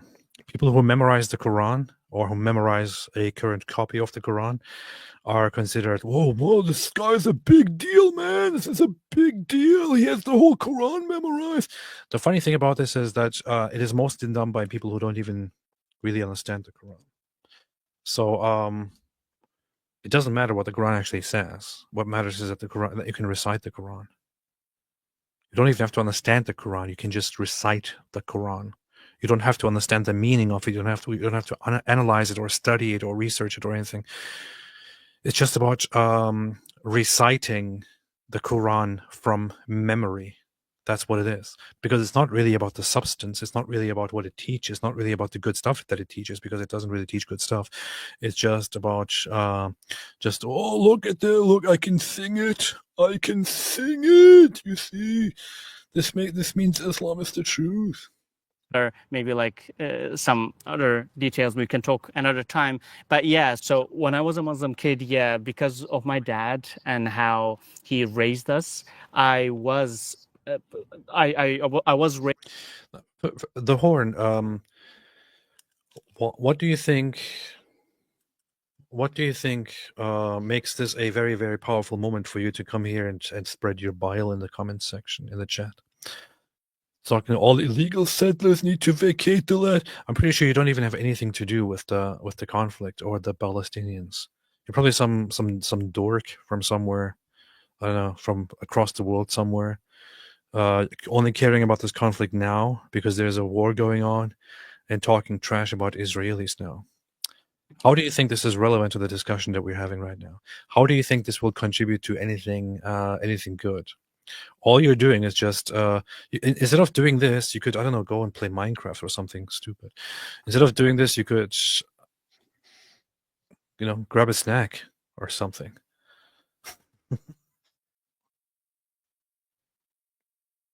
I don't even want to engage in it now because it is so stupid. But you are coming here with dumb stuff that you have heard from online Nazis and regurgitating that in a completely irrelevant live stream here. So banned. That's it. Yeah. That's what you get. Israel derangement syndrome. Seriously, that's it. That's that. That's that, man. That's that. And here's somebody else saying Jews are stupid. Oh, banned. Banned. Let's see. Let's clean up a little bit here. It's time to clean up here. Minecraft. I don't know. I couldn't think of anything else. I just said Minecraft for fun. Anything else here? Let's see. You're a P word AP banned. Okay. Anyone else? Anyone else? Anyone else? I'm currently in a banning mood. Banning mood. Banning mood. Banning mood. Banning mood. I wake up every day in a banning mood. That's nice. That's nice, man. I wake up and I am like, today's a good day to ban a bunch of people. Nice. Nice. Let's clean it here. Let's clean out here. Let's clean here. By the way, Jews are super based. Jews are awesome. I love Jews. I love Jews. Aren't Jews the best? Jews are amazing, man. I love Jews. They're awesome. You can't think of anything anyone in Israel has ever done wrong. Jews are awesome people. Absolutely amazing people. Jews are fantastic. Fantastic. The best of peoples. Jews are fantastic people. Anyone want to say anything in response? Anyone want to say something? That's funny. We're totally baiting them. They're sitting there like, oh no, who's going to ban us? I'm gonna respond. No, don't do it. I have to start typing. I have to say. The Jews are awesome people, man. Jews are fantastic. I love Jews. Jews are amazing. Yeah, and I mean Israel is like, I mean, with where the conflict has gone by now, I think that Jews should be the ones who are in charge of the land, and no one else should make a claim to it. It's ridiculous at that point. So Jews are awesome. By the way, Jesus was a Jew as well. You could say is a Jew. Yeah, let's see. I guess we have cleaned out. I don't know. They're quiet right now. Let's see. Okay, good. Raised in a household where we did not only practice it, but we were trying to understand what we believed in. And that pushed me, even as a Muslim kid, I wanted to believe in the true religion, or the true way of being a Muslim, right? So that definitely pushed me to also kind of talk to people about Islam, try to convert them to Islam as well. I had that motivation at some point too. And so I was even in some ways I have cursed some of those people online, those Christians eventually when they kept refusing to become a Muslim. So that was the way that I felt related to Paul as well, that I'm because he started persecuting Christians. Yeah. And then after how many different ways this guy's going to compare himself to Paul. So yeah, for me, these kind of stories and parallels, they play a huge part in my testimony and in my faith journey. Hi everybody, Andy Bannister here, What is it going on here, mate? Author and speaker, and I want to invite you to join me and also another Andy Steiger at the Apologetics Canada Summer School, June 6th. There's a summer school in Apologetics Canada. What?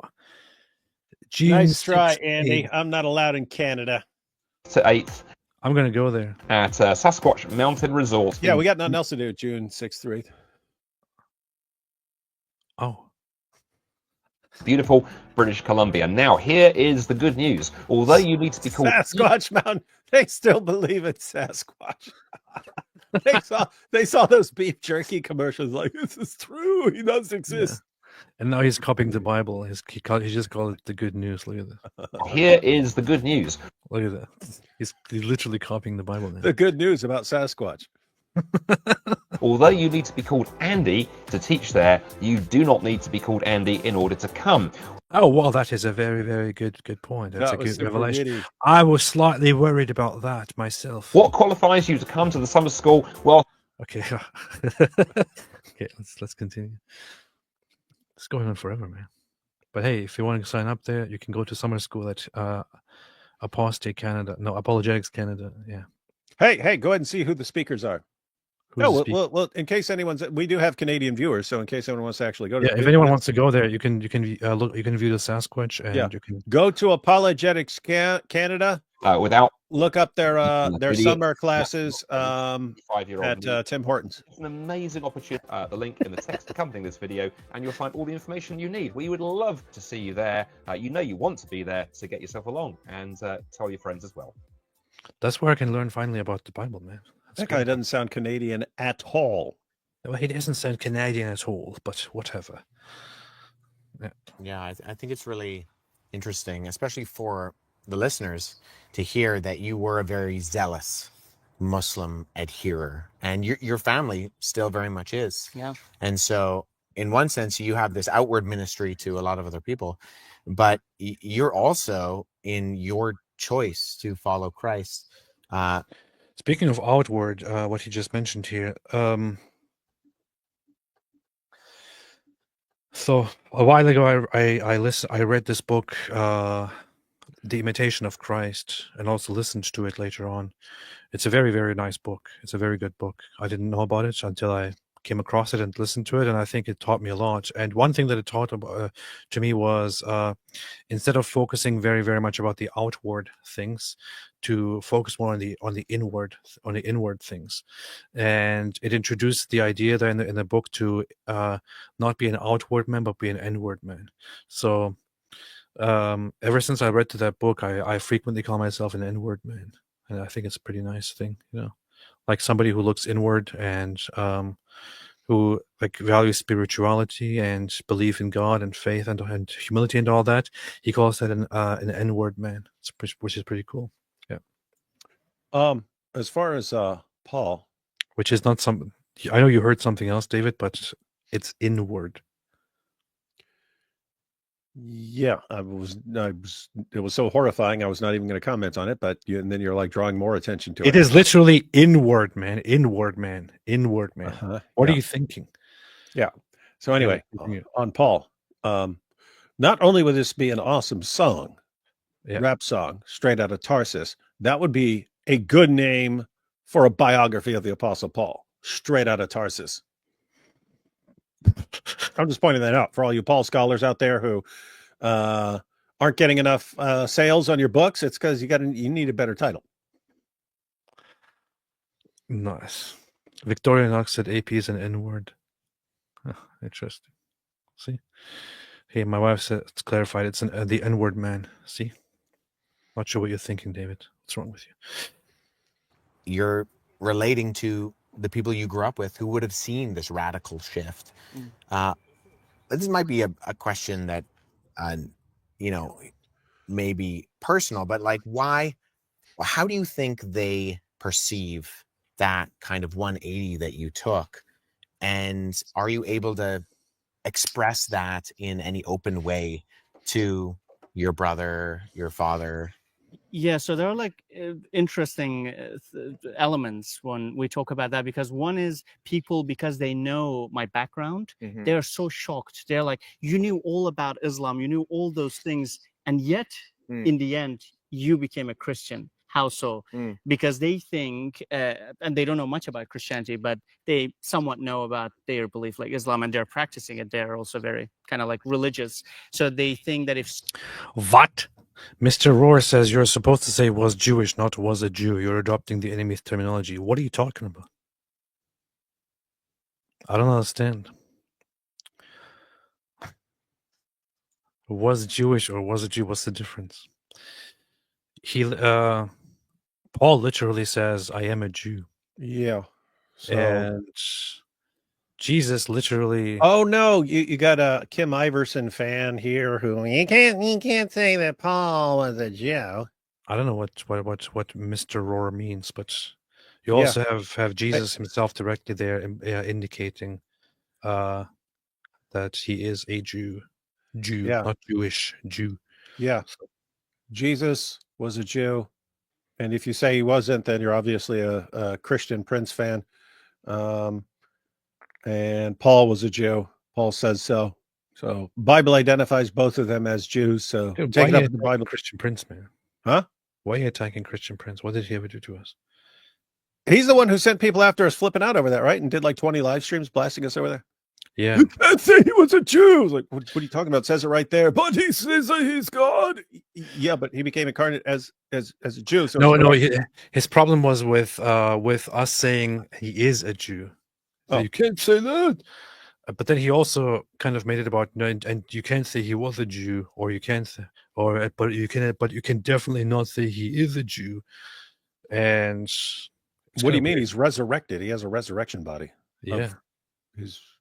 He became man, he became flesh. And what kind of man did he become when he became man? A Jew. No, Japanese. Man. So that took us 2 minutes, but that'll be another 17 hours of live streams from Christian Prince. Christian Prince, please don't do it. Don't do it. You don't have to do it. You don't have to go there. I have to do it. Leave it alone. You don't have to do another 5-hour live stream about us. But I do. Someone really knows about Islam, that they would never want to leave Islam. They would always want to be Muslims. You potato, you donkey.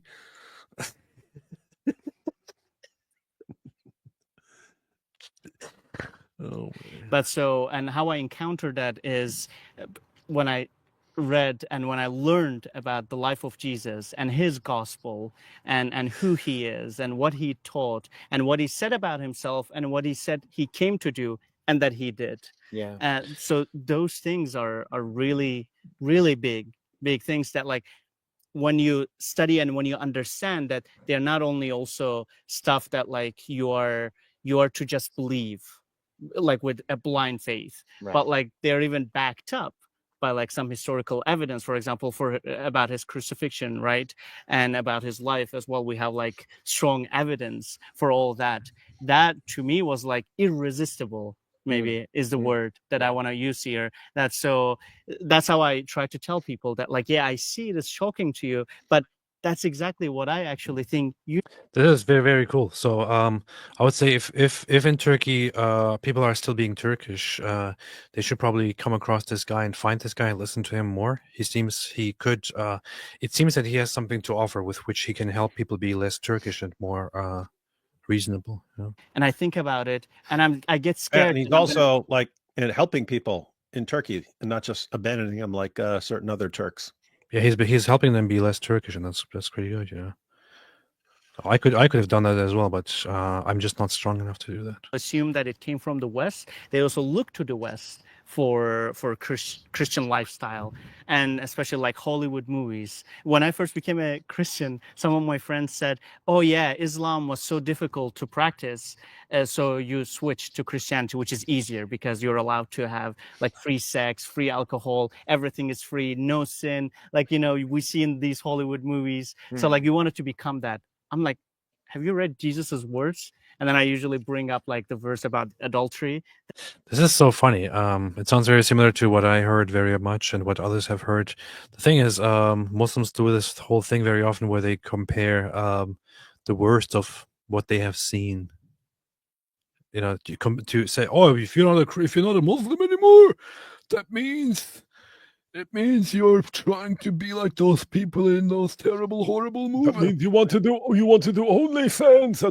That's why you did it. We've talked about this many times in the sense that they can't get their minds around. We talk about this in terms of like people converting, but they can't get their minds around the idea of anyone actually examining the evidence and concluding that Islam is not true. When that's exactly what you would conclude if you actually look into the arguments. It's all completely bogus. But if you still believe, because you've never looked into it, if you're a Muslim, you have never looked into the preservation of the Quran or these scientific miracles or all these other issues, the character of Muhammad, if you've never actually looked into this, you think there's this mountain of evidence in favor of Islam and nothing against it. And so when someone leaves Islam, you say, oh, it can't be because this person looked into the evidence, because if he looked into the evidence and he was sincere, he would see this mountain of evidence in favor of Islam and never leave. So it has to be for some other reason. It has to be for some ulterior motive. Someone paid him. It was for a girl. It was something, but it has to be something else. The funny thing is also, I was going to make a completely different point, which is just do yourself a favor and look up Turkish movies 2024, for example. Here, I just did a basic search, Turkish movies 2024. Does this look like it's a very, very, it's like a very, very, a great culture of, moral restraint or anything like that? So you go into to what's popular here, Season of Love, ooh, yeah, a true gentleman, and so on. Look at this. Like, if you want to go with whatever you see in the culture represented, mostly, you could just as well point at the Turkish culture and quickly notice that the Turkish pop culture is not very morally restrained. It's actually very degenerate, if you want to look at it that way. So you could look at Turkish TV shows. In fact, when I was a Muslim in Turkey at some point, when I was religious, I found that Turkish TV shows were very, very inappropriate and very annoying. And I thought, man, they really, really, really, really, really, really, really are not a good representation of what a Muslim society should be like. They take things pretty far. And then look at Turkish music. Just look at Turkish music charts right now. They're like, in many ways, not so different from American music and stuff. So people just like to always look at other people's bad stuff. It's pretty funny. That Jesus says, like, it's not even like you do it, but even if you look at a woman and you think about doing it, it is a sin. Mm-hmm. And so, like, it is not easy. Like, in that regard, like, it's not easy to be a Christian. It's not any easier than being a Muslim. And so people look up to those kind of like Hollywood movies and like the Western lifestyle that even now, like, we disagree with, right? Like when we see like how people are. I have to say, they do have a point when they say that being a Muslim is more difficult, because being a Muslim is basically like being a dog in a way, and like a training dog, like a dog that is trained under very, very inhuman circumstances, in cultures, I don't know, in places where they treat dogs very badly, I would say. It is very much like that. So going into the Christian mindset, for example, in the Christian mind, a Christian is not meant to be a degenerate, morally unrestrained, unhinged person who just does whatever they want. On the contrary, you're not supposed to be like that at all. But you're supposed to be good and morally restrained because that is what is good, because that's what God wants from you. In Islam, you simply are to abstain from whatever Allah wants you to abstain from, because otherwise you will be brutally punished. You're supposed to do what Allah tells you to do, because then you will get treats, you'll be rewarded.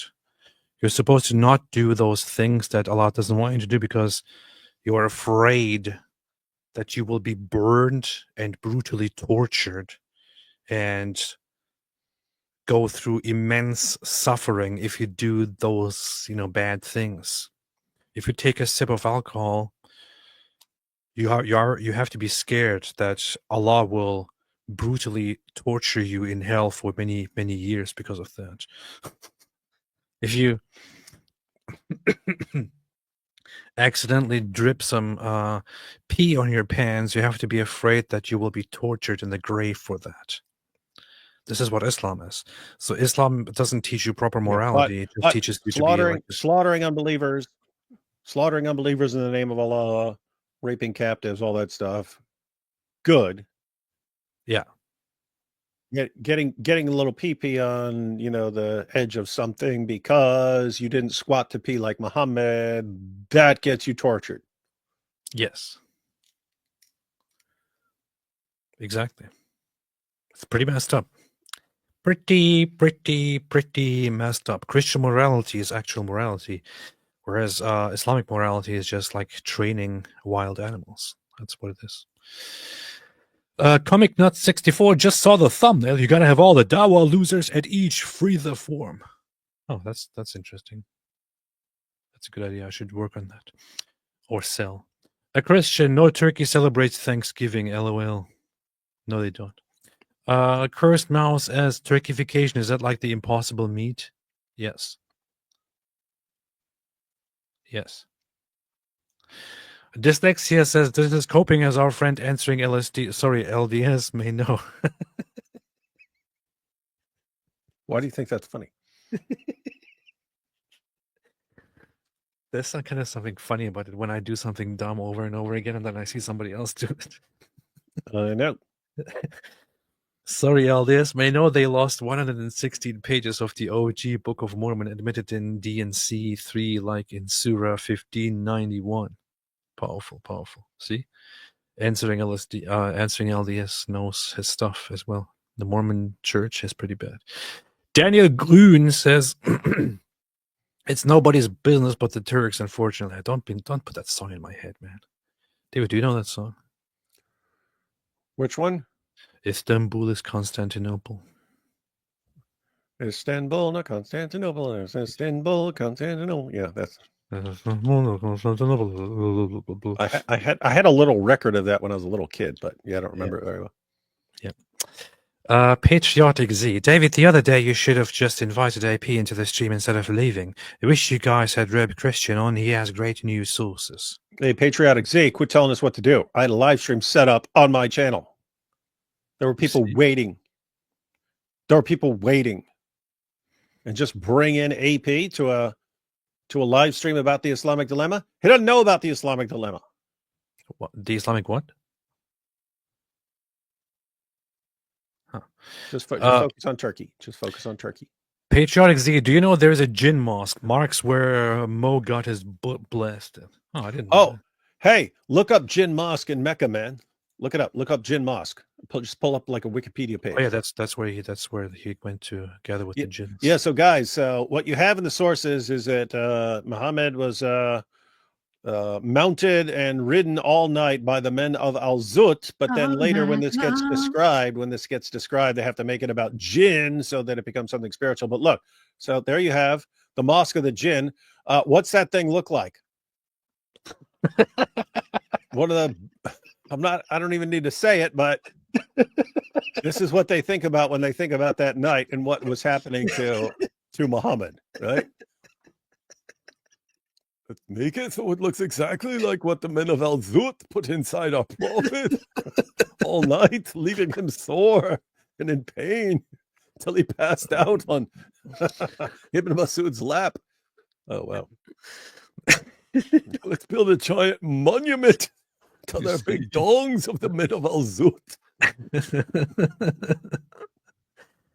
Jude Sabaya made a super chat. Thank you so much. Joker Man said, "You gotta love everybody and make them feel good about themselves." No. Hey, they should paint that minaret black, man. Yeah, I'm saying. And they should call it the Al-Zut Church. Mosque, not church. Al-Zut Mosque. Yeah. Curious. Don't let me forget. We're going to be doing a skit sometime, and we're going to need some mosque. We got to call it the Al-Zut Mosque. The Mosque of Al-Zut. The Mosque of Al-Zut. Curious Bilgilik says, "Hey AP and David Wood, I'm also a Christian from Turkey. I do apologetics here on YouTube." Really? Nice. Really? Curious Bilgilik. Oh, interesting. Good stuff. You only started recently, didn't you? That's cool. I see your channel now. Here I see it now. Pretty cool. Start out, make it good. Okay, so hey, start playing. Is it just is it like audio?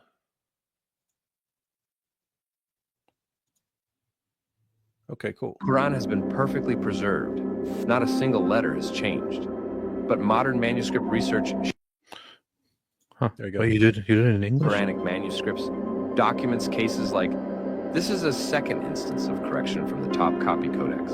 Interesting. Interesting. Curious. Need content in Turkish. Throughout history, the doctrine of the Trinity has faced serious coherent. Interesting stuff. Interesting.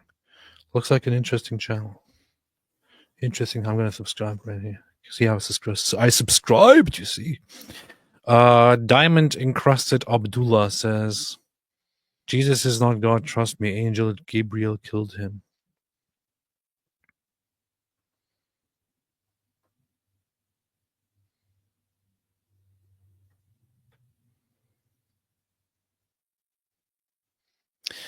Proof says, just tuning into the stream. Is Moby the Muslim? Yes. What do AP's parents think about AP having a warrant and the possibility of you being arrested on site in Turkey? Did you tell them? Yeah, they did. I did tell I haven't spoken to my father since 2019 or so. He basically disowned me. He said, I do not want to consider you my son under these circumstances. And the funny thing is, I never responded to him after he said that. So I haven't talked to him since for 6 years now. Interestingly, I think right now maybe I should change something about that. Hey, as an atheist, I didn't care about this at all. You should message him and be like, hey, just so you know, I'm a Christian now. What do you think about that? Well, that's funny. Yeah. Hey, you should invite him to your baptism. I should. Hey, say, hey, I want to invite you to my baptism, and I'll buy you a ticket. That's true. I should. Garbled words. Guy Christensen is a Mormon. Hey, who's Guy Christensen? Hey, but we've learned so much. We've learned so much about interacting. Wait. This kid is a Mormon? This idiot, this absolute imbecile is a Mormon. Who? This absolute moron is a Mormon. Funny. This kid here. This kid right here. Oh, that dork who's been flipping out about Jews all the time? Yeah, he's now on the front page of the New York Post after he celebrated the killing of the two wonderful people. He did. Yeah, I saw one of those clips. I don't remember exactly what he was saying, but it was along the lines of but look what the Jews have done over there, so it's fair.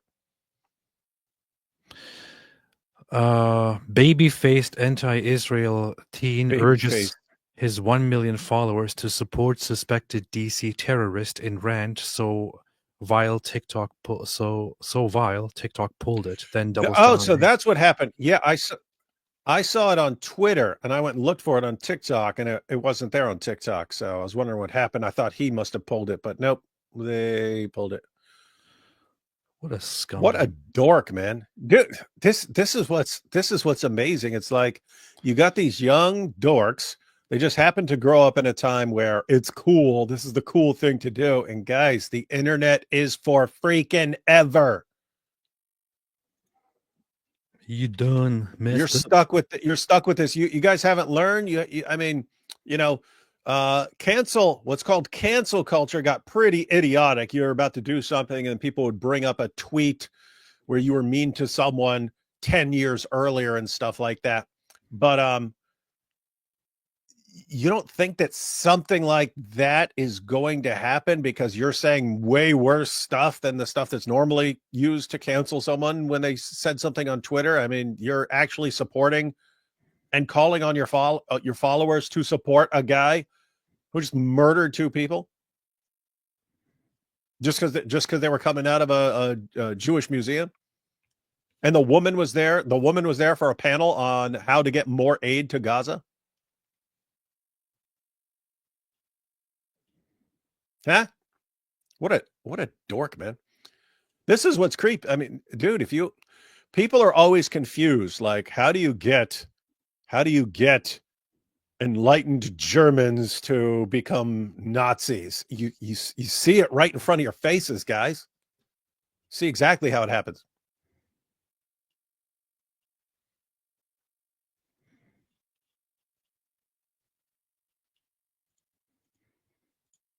Here you have it. So here's the front page of the New York Post.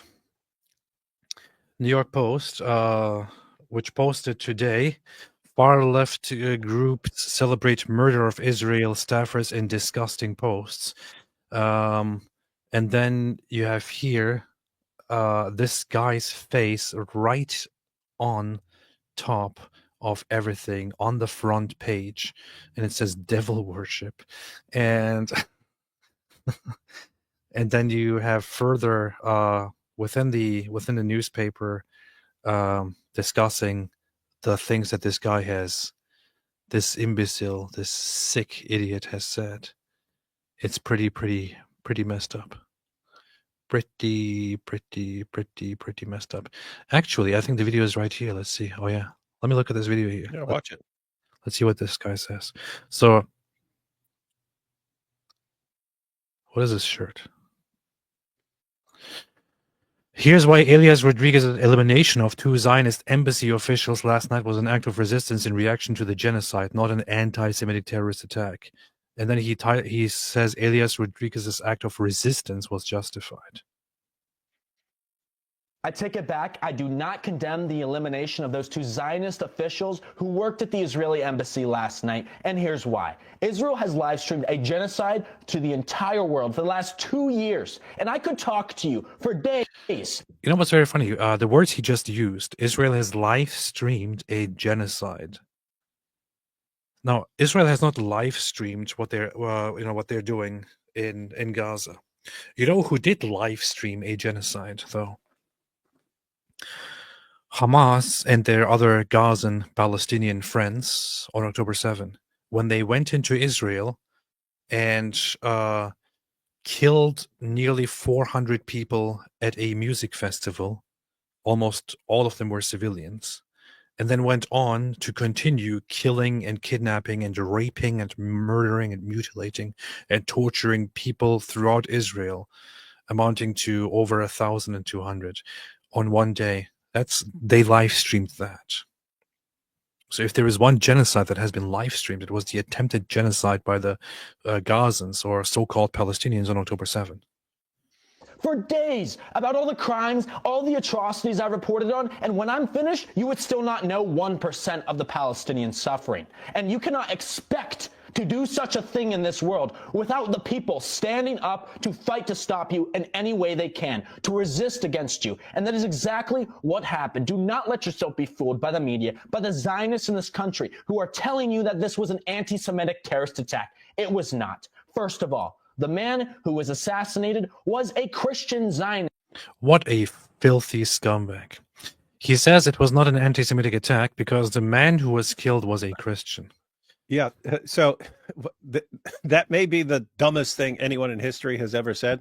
Guys, keep in mind, he just said this wasn't an anti-Semitic attack because the guy that the terrorists saw coming out of the Jewish museum turned out to be a Christian. So therefore, he wasn't intending to kill. What? Who did he intend to kill? Yeah. Did this guy target a Christian? Did he say, you know what, I'm going to go kill a Christian today? Or did he say, I'm going to go kill some Jews, and I'm going to get some Jews who are walking out of this Jewish museum? What's the intent? He's saying the way things turned out to be, that implies what your intent was. And that's just stupid. Guys, listen. Yeah, he could have walked over there. He could have walked over there and said, I'm going to kill a bunch of Jews, and killed a bunch of people who are, you could have had a bunch of Mormons who were visiting the place and walked out there. He sprays them all with gunfire and stuff like that. Well, it's not an anti-Semitic attack because they were Mormons. He literally intended to kill Israeli. That's why he was there. That's it. Proclaiming it so on his social media. He spent his days working at the Israeli embassy, fighting to maintain Israel's genocide and support for that genocide. Was he trying to maintain the genocide? Contrary to the bogus claims of the UN, there is enough food in Gaza for a long period of time if Hamas lets civilians have it. Confirming what we knew all along, Hamas emits itself among Gaza's civilians. Okay, so he was actually saying that there is no such thing and that they are doing everything right. He wasn't saying I'm aiding the genocide. So and support for that genocide in this country. He is a war criminal. And the same was true. he's a war dude. How old is this guy? Is he even old enough to have a phone? It's one thing to it's one thing to not know the meaning of the word genocide. Now they don't even know the basic terminology like war criminal and so on. I sincerely hope, little guy, that you get in legal trouble because of what you're saying here. Because what you're doing here is you are inciting terrorism right now with this post. So I sincerely hope that the federal government cracks down and gets you in legal trouble. And then you go through a process of dealing with the consequences of the really, really vile stuff that you are pushing, so that you can maybe learn from them and become a better person. I do have to say, I am impressed that he's standing his ground and leaving this up. You know what I mean? Like he's getting blasted from it, but it's still up. So it was removed from TikTok. It's still on his X page. So yeah, he does need to hire you're going to need to hire a Jewish lawyer to get you out of trouble on this one, buddy. But true for the woman. This was not because they were Jewish. It was because they were Zionists. And a manifesto. What a stupid thing to say. He turned out to be a Christian, therefore it was not because they were Jewish. I mean, you could have just argued that it was because they were Israeli Zionists or something like that. Just because you brought in to it the fact that he was a Christian turns this into a ridiculously stupid argument. From the suspect in custody, Elias Rodriguez, who apparently, if we are to believe this is true, he is part of the movement and he has consistently posted about Palestine. He targeted these two because of the connection to the state of Israel, because they are Zionists, not because they are Jews. I'm about to read you his manifesto, which he published. So this guy thinks that it is okay to kill Israeli civilians. He also thinks, by the way, that it is okay to kill Zionists.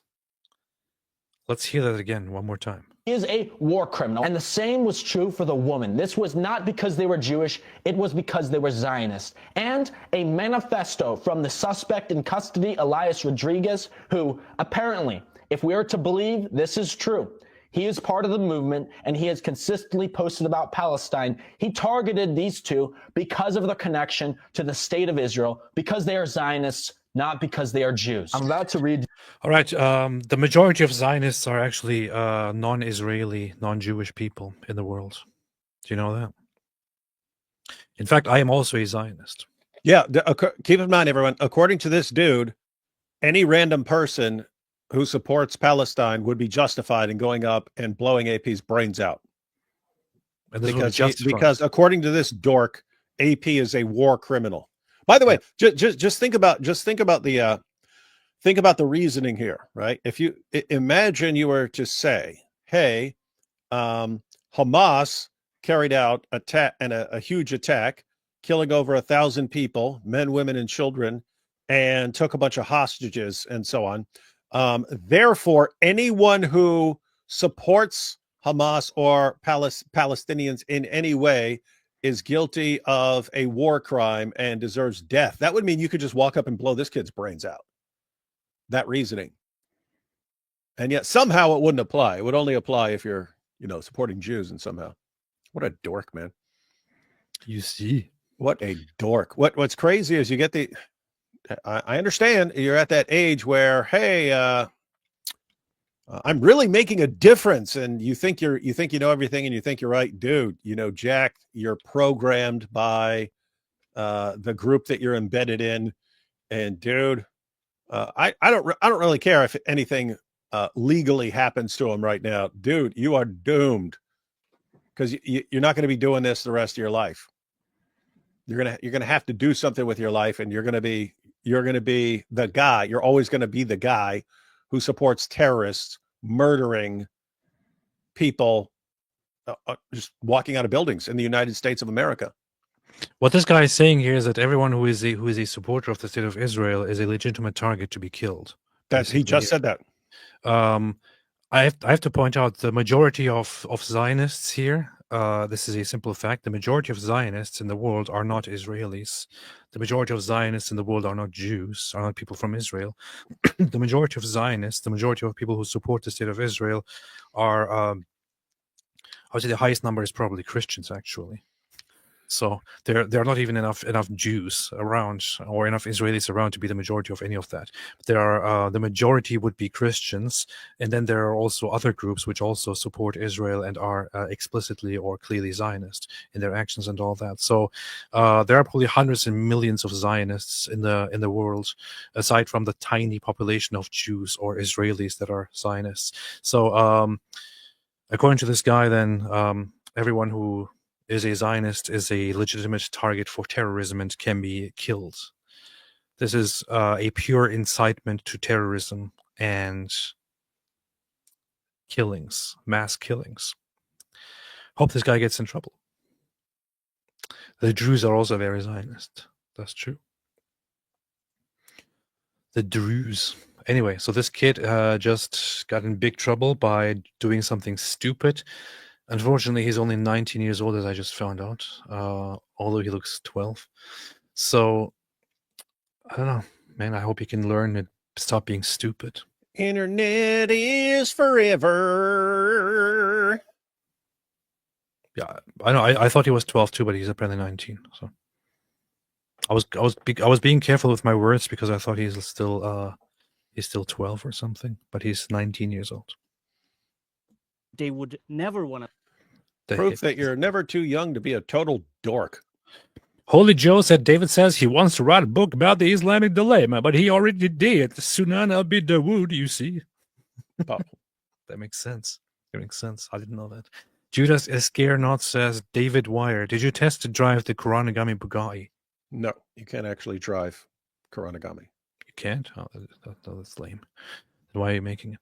Unicorn 1620. Nobody talks about how Kurds carried out most of the Saifu Assyrian genocide and much of the Armenian heinous acts continue today to Assyrians.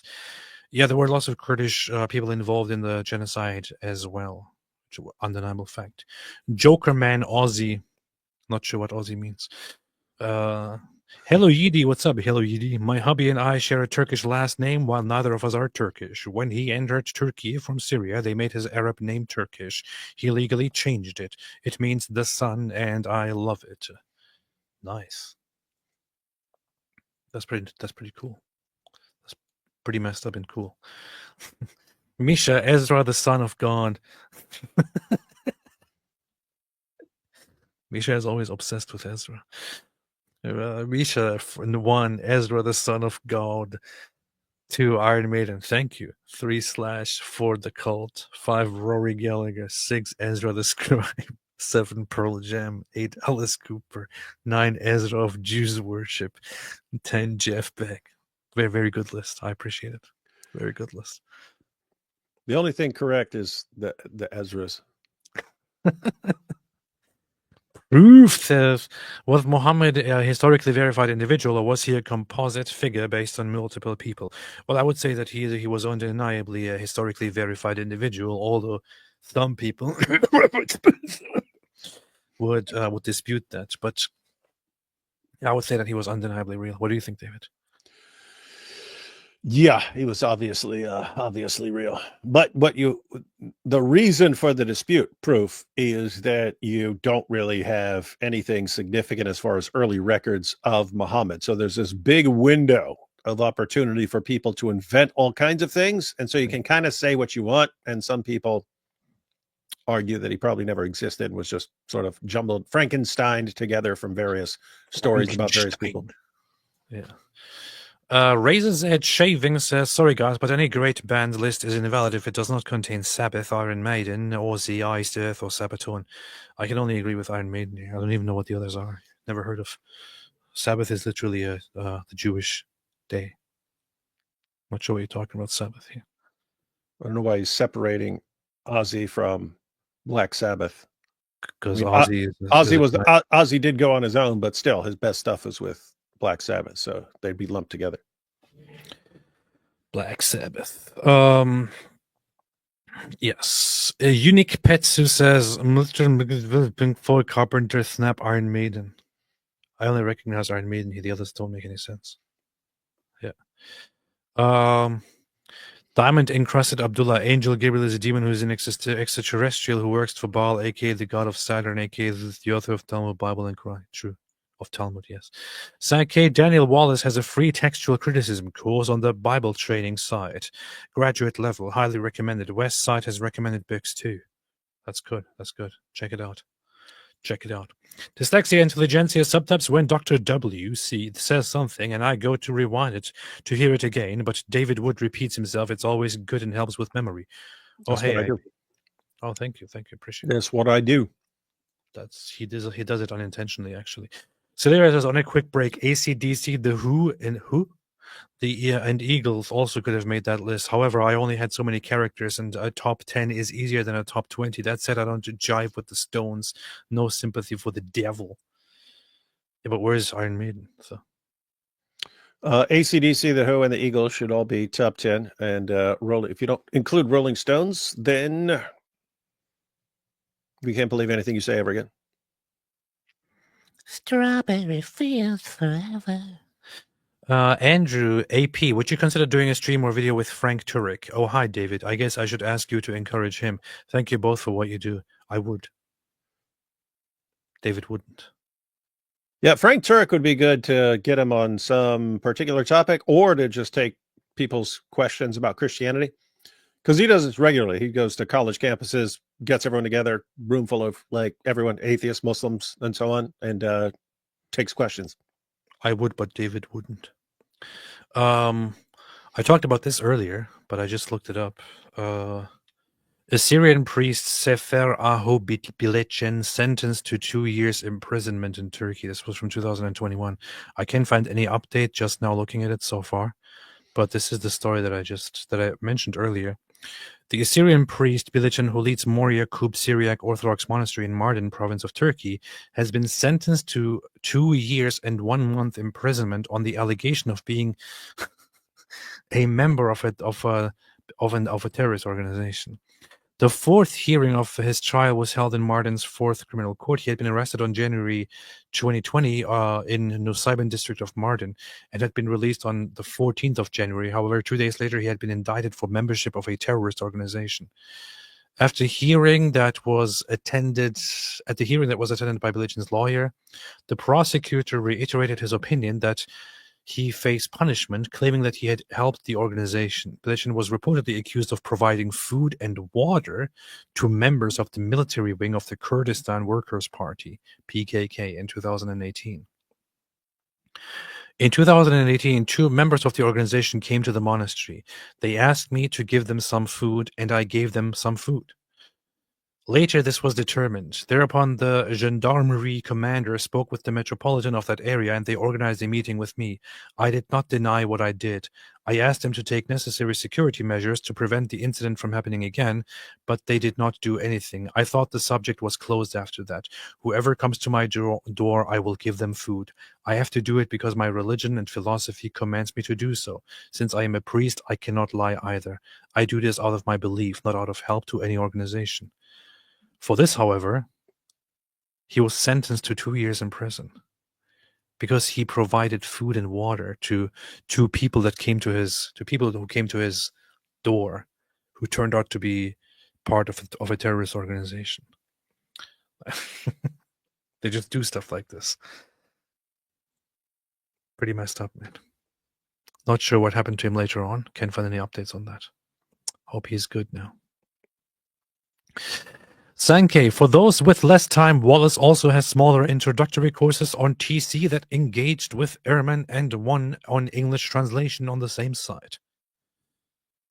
Asa says, Oy vey loy, love the silver fox look. Thank you. Thank you. It's a very, very beautiful look, I know. I'm aware of it. I look like the hottest person on planet Earth with this. Oh, hey. What? I was contacted by a... No, you weren't. What are you talking about? documentary filmmaker who's doing a documentary on some stuff. Anyway, part of it's going to be about Nabil, so he wanted to interview me about that. But anyway, I was just thinking, for years, for many, many, many years, I thought what would be really good is a documentary basically comparing the textual preservation of the New Testament and the Quran.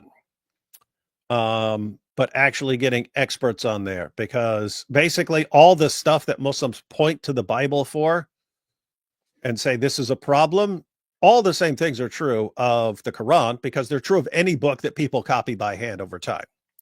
So what would be interesting is going around to New Testament textual critics and so on, getting everything together, and then saying, okay, here's what you can actually honestly say. You can't honestly say that Christian doctrine was corrupted or something like that.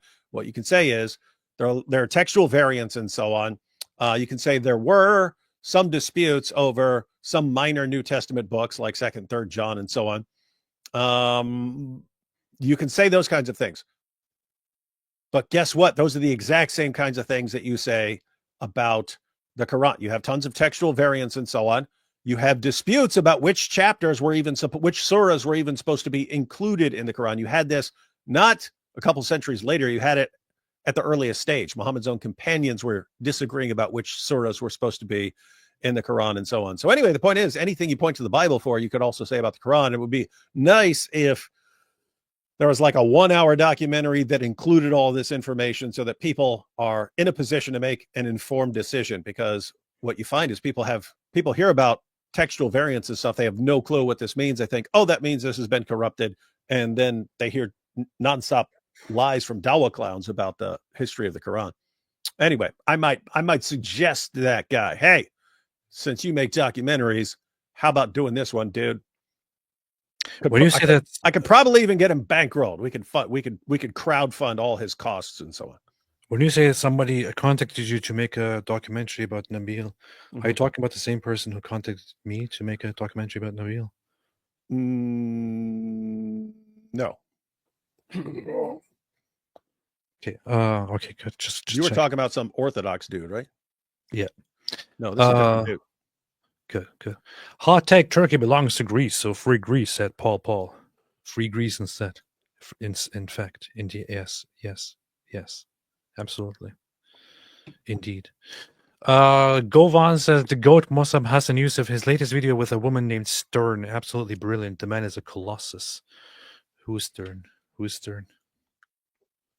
It's a weird name. I've never heard the name Stern. I mean, Stern. like as a last name, like Howard Stern. Mossab Hey, it'd be cool if Yusuf. Mossab went on Howard Stern show.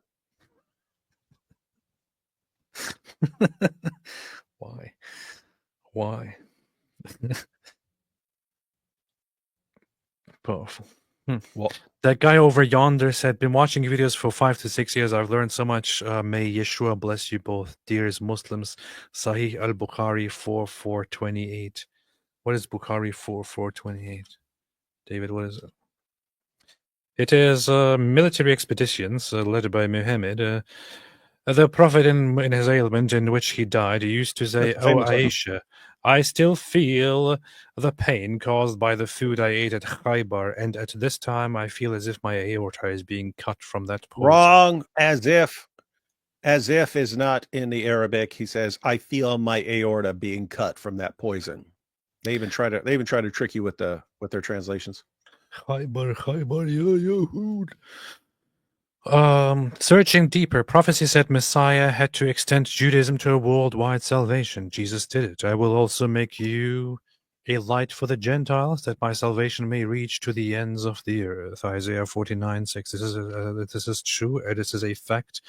I learned the very same thing in my studies of Judaism, that the Messiah is supposed to be the one who brings the faith in God to all the world. And you could argue that this did in fact come true in Jesus. The third orange just turned into the live stream to watch the whole 10 minutes, and now I can't wait to see all of the nerds in the comments arguing over Dragon Ball Z lore. That's what happens when you bring up this nonsense.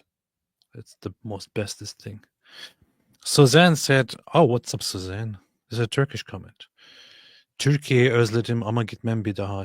7 yıl oturdum orada. Çok fena değildi. Okay, I have to translate this. This means I miss Turkey, but I wouldn't go there again. I lived there for 7 years. It wasn't bad. It wasn't that bad.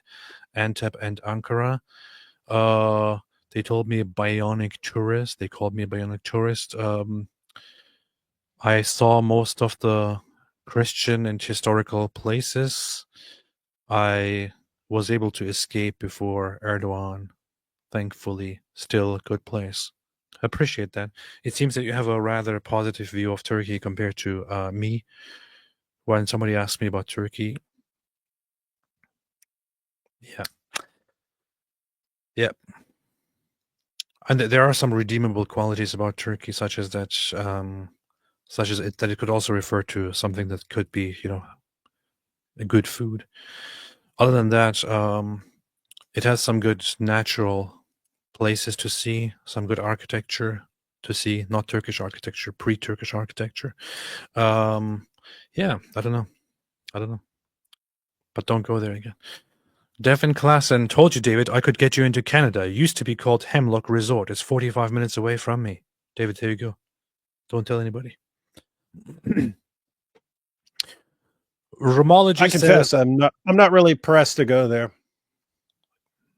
But I'll let you know if there's ever a good reason to go to the Sharia compliant hellhole.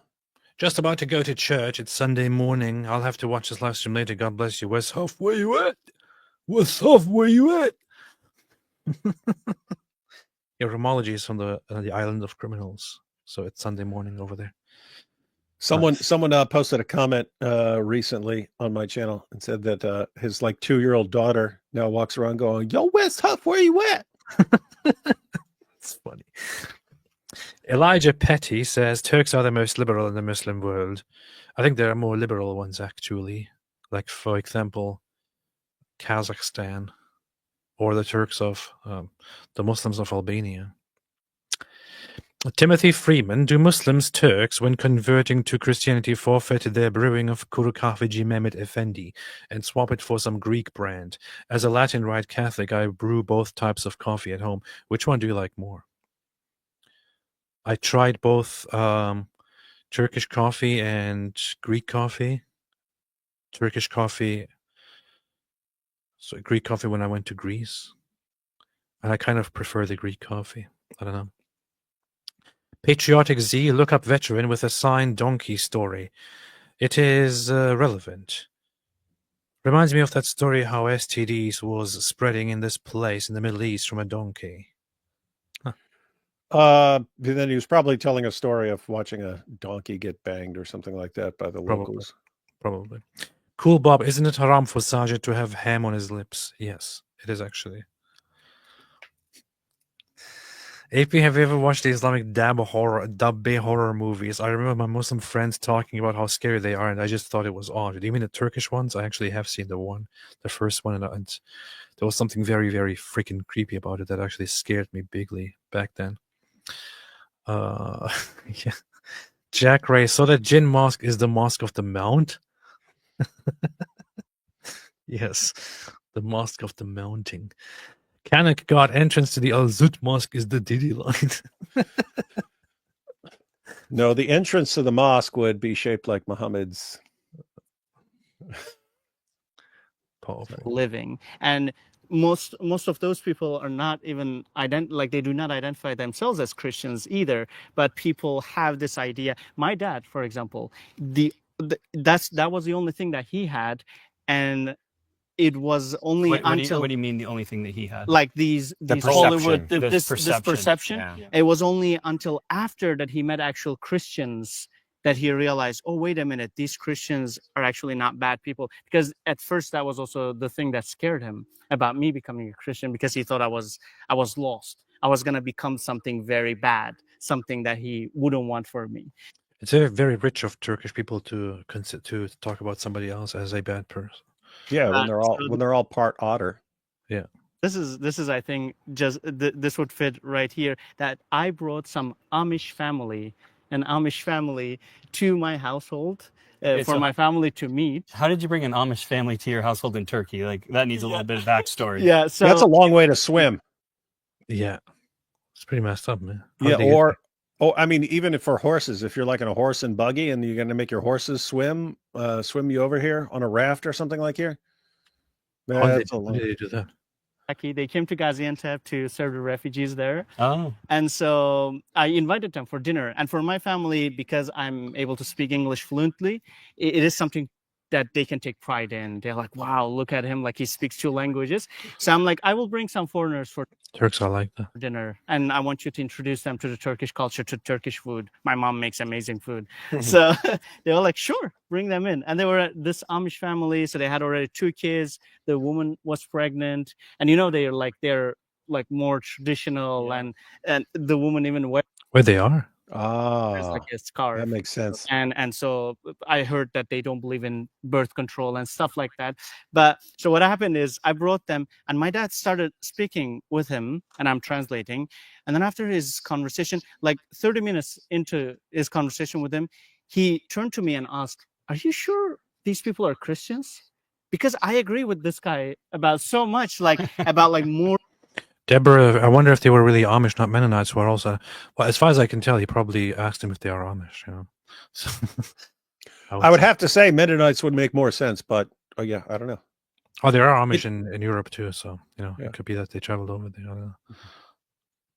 Moral stuff, like about marriage, about like family. And he's like, so Christians are like, are not like what I knew about, like in those or envisioned. yeah, what he just maybe heard from others as well. And so these kind of like actual experiences, and it wasn't just the Amish family, but I actually brought a lot of Christians, especially foreigners, to my house for dinner. And the more he interacted with them, the more he came to realize, and his perception about Christians changed. And unfortunately, like in Turkey, some people lack that, and so they just assume what Christianity and who Christians about. So. Wouldn't it be funny if the Amish started growing rapidly and taking over the world, and people became Amish? That would be if, funny. If Muslims converted to becoming Amish, and Hey, what if Andrew Tate became Amish and then like started getting more attention? That'd be very funny. Andrew Tate should convert to Amishism. Is there a word for Amish? A noun? Yeah, the Amish. No, but for the ideology, for the belief, for the whatever, Amishism. Amism. Are they the ones that call themselves Friends, or is that a different group? No, that's Quakers. Yeah, I often see that. Yeah, this is the funny thing. If AP became Amish, he wouldn't be doing live streams no more. That's true. The funny thing is also that you can say whatever you want about them because they're not listening anyway. In different places that I've traveled, that they kind of just have this Hollywood perception of North America in general, but then they'll believe that is Christianity in working its way in the culture sort of idea, and don't realize, well, no, that's the culture, but that doesn't mean that all people are like that, first of all, and that Christians are like that in general. They do that even with like political stuff. Sometimes they assume like a country is Christian, and when that country does something wrong, like it gets into a war. We do the same thing. We do that happens. Yeah. Okay, let's read about Amish to find out what's. Yeah, hey, I was just looking at it. So, yeah, it's the old order Amish who don't use like cars or anything. So, it'd be surprising if they took a flight and so on. So, you'd wonder how they got there and so on. But apparently, they're connected to the conservative Mennonites, and sounds like they would, but they can also be called. I think they can also be called Amish, man. Huh, wait a minute. Regions with significant population in the United States and Canada. I thought they also had some populations. Okay, here, Europe. Let's see. In Europe, no split occurred between Old Order Amish and Amish Mennonites. Like the Amish Mennonites in North America, the European Amish assimilated into the Mennonite mainstream during the second half of the 19th century through the first decade of the 20th century. Eventually, they dropped the word Amish from the names of their congregations and lost their Amish identity and culture. The last European Amish congregation joined the Mennonites in 1937. Huh. See, So- they're all Mennonites now, so they wouldn't call So- themselves Amish. That's interesting. Hey, that was the dudes. I told you about them a long time ago, but those are the dudes. A Mennonite men's singing choir came to visit us in prison, and the guy was talking about how Why are you talking like that? the guy was talking about how the Mennonites are more open to things, and he goes, and some of our young people even wear shorts when they're playing softball now. And so I told you about that before, but that was the kid. One of the young guys he was talking about seemed like he was like 18, but he was the guy. My friend Peanut there, and he had gold front teeth, and the guy actually, you can see the guy, he got hypnotized by the gold teeth. He'd never seen it before. He'd never seen gold teeth. And he's sitting there, and Peanut's talking to him, asking about what he's at, and you see the guy, and he just like fixates on the gold teeth. And then as Peanut's moving, the guy's like following his teeth with this stunned look on his face. Like I wish I had a video of that. It was like it was hilarious. Mennonite. I mean, imagine if that was in the age of YouTube. Mennonite teenager gets hypnotized by dude's gold teeth. Classic video. Funny.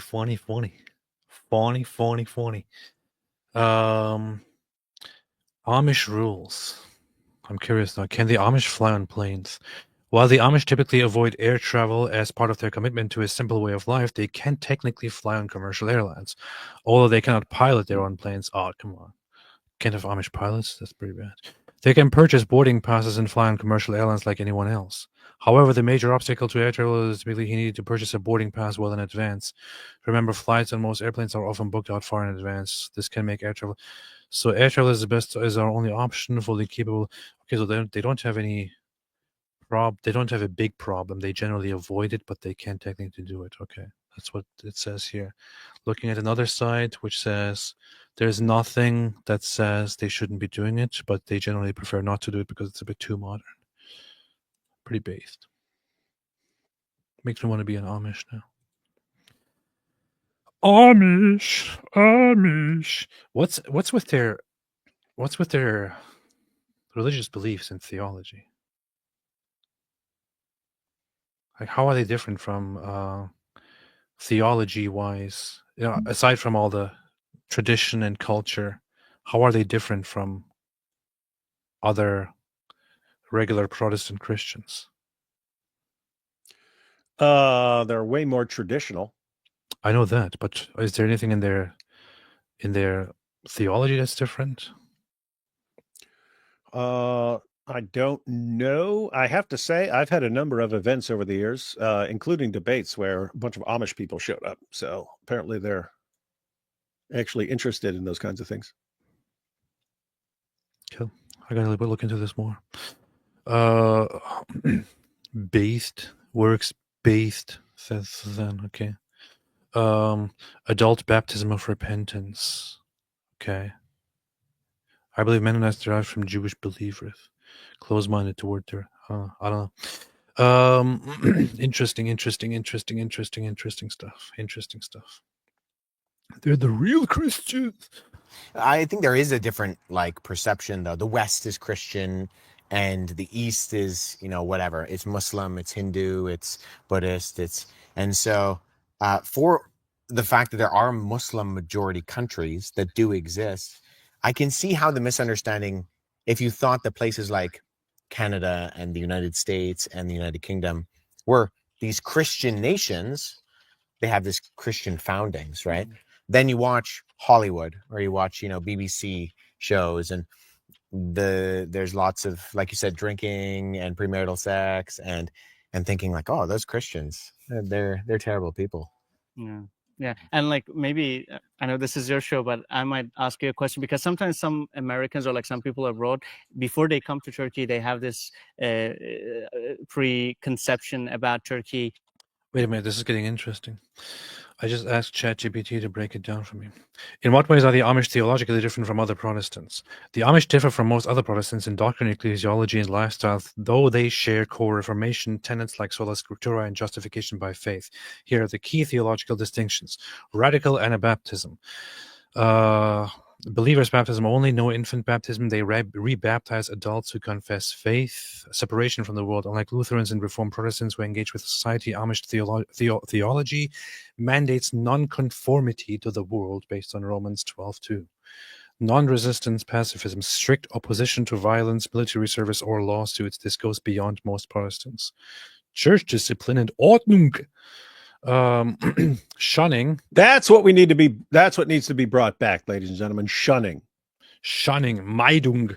They speak German. I'm actually good at shunning people. They speak Low German. I can't But really understand but I like to annoy the crap out of people and then shun them. Those excommunicated are completely cut off socially and religiously. Most Protestants practice church discipline far more mildly or symbolically. Ordnung Church, not just theology, but a lift code regulating dress, technology, behavior seen as part of obedience to God. This is unique in its rigidity and ecclesiastical centrality. No assurance of salvation. Most Protestants, especially evangelicals, emphasize assurance of salvation by grace through faith. Amish generally reject assurance as presumptuous. Salvation is hoped for, not claimed. Works and humility are heavily emphasized. Huh. Oh, you'd fit right in, most humble Mahdi. Yeah, exactly. This seems like my stuff. With humility, they really got me here. I should be the king of Amish. The Pope, the Amish Pope. Yeah. Hey, there you go. You even keep your initials with that, Amish Pope. You see. Lack of systematic theology. Amish doctrine is more pragmatic and community-based than systematic. So it says it's based. Yeah, it says they have a based community. And that comes from ChatGPT. Yeah. They don't engage in theological speculation or academic theology, unlike Calvinists, Lutherans, etc. Non-creedal. They reject formal creeds like the Westminster Confession or Augsburg Confession, which many Protestants adhere to. Their faith is lived, not codified. Minimal evangelism. Unlike Baptists or evangelicals, the Amish don't do mission work or proselytize. They see faith as something modeled, not marketed.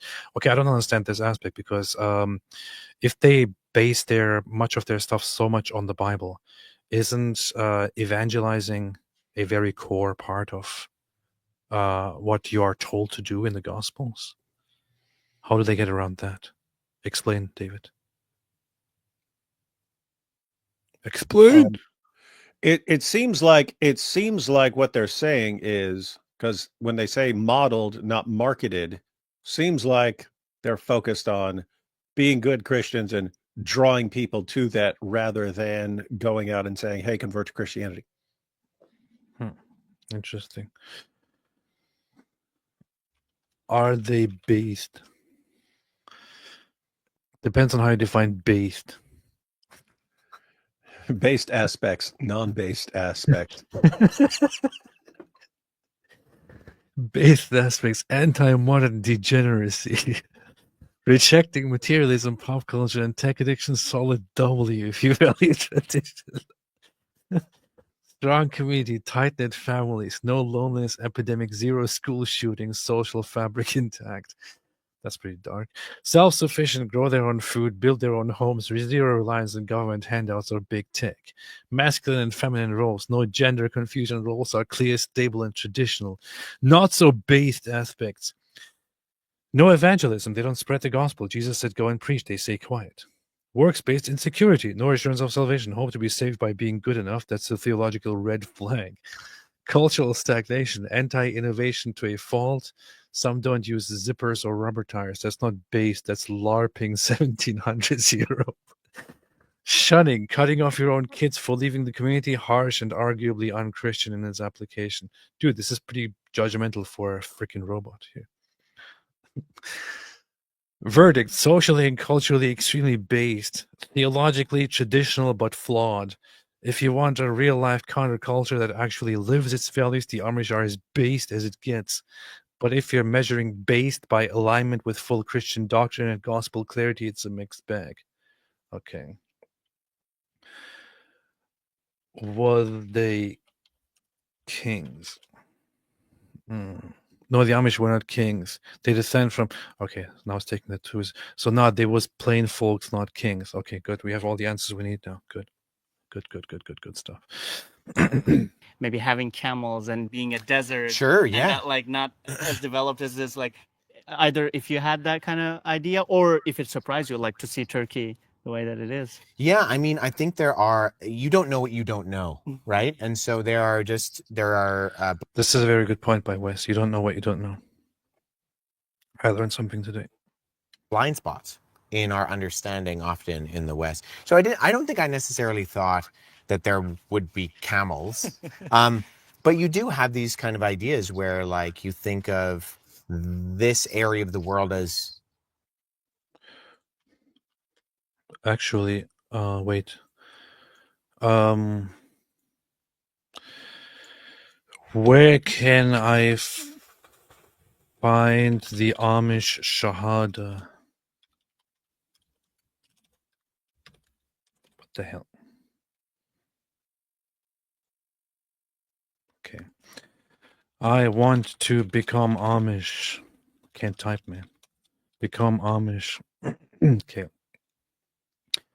There is no Amish Shahada. The Amish aren't like Islam or even most Protestant churches. There's no single creed or formula. Just tell me the Amish Shahada.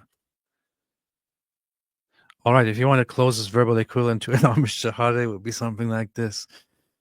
I renounce the world, the devil, and all his works, and I promise to follow Jesus Christ in faith and obedience, living humbly according to the ordering of the church. That's as close as it gets. No standardized wording, no Arabic formula, no instant entry, but this captures the essence of what the Amish vow when they join the church.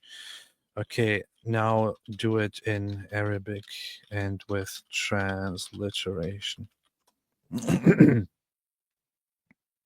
Here is the Amish-style baptismal vow translated into Arabic with full harakat and transliteration. أترك العلم والشيطان وكل عمله وعدوا إن أتبع على المسيح يسوع بالإيمان والطاعة وأن أعيش بالتواضع وفقا لنظام الكنيسة. Good. Finally, we have the Amish Shahada, David. Hope you're happy now. And then they say, Alles in Ordnung. Yeah. All right. Yeah. Anyway, let's take a few super chats here. Raisin Bread said, Brother Nurullah is making my wish come true. He's following on the phrase that I have coined, MTCA, make Turkey Christian again. That's pretty based, man. It's pretty based. It sounds like something nobody has ever said before. Divine Mercy, I'm a Zionist. I live in Georgia. Come at me, bro. Yeah, that little 19-year-old's going to come at you. Mother Queen, AP, I sent you a message on X. Have you seen it? Hi, David. Hello. Steven Santiago, Satan controls the world. The world hates what God loves. God loves the Jews, therefore the world hates the Jews. History proves it. But Christians should not be following the ways of the world. This is very, very true. Even Jay Dyer now admits that we should love Jews. Joel Amir says, hey, Mike, love your content and your quirky humor. Proud to be a wingerling. Oh, hey, AP and David.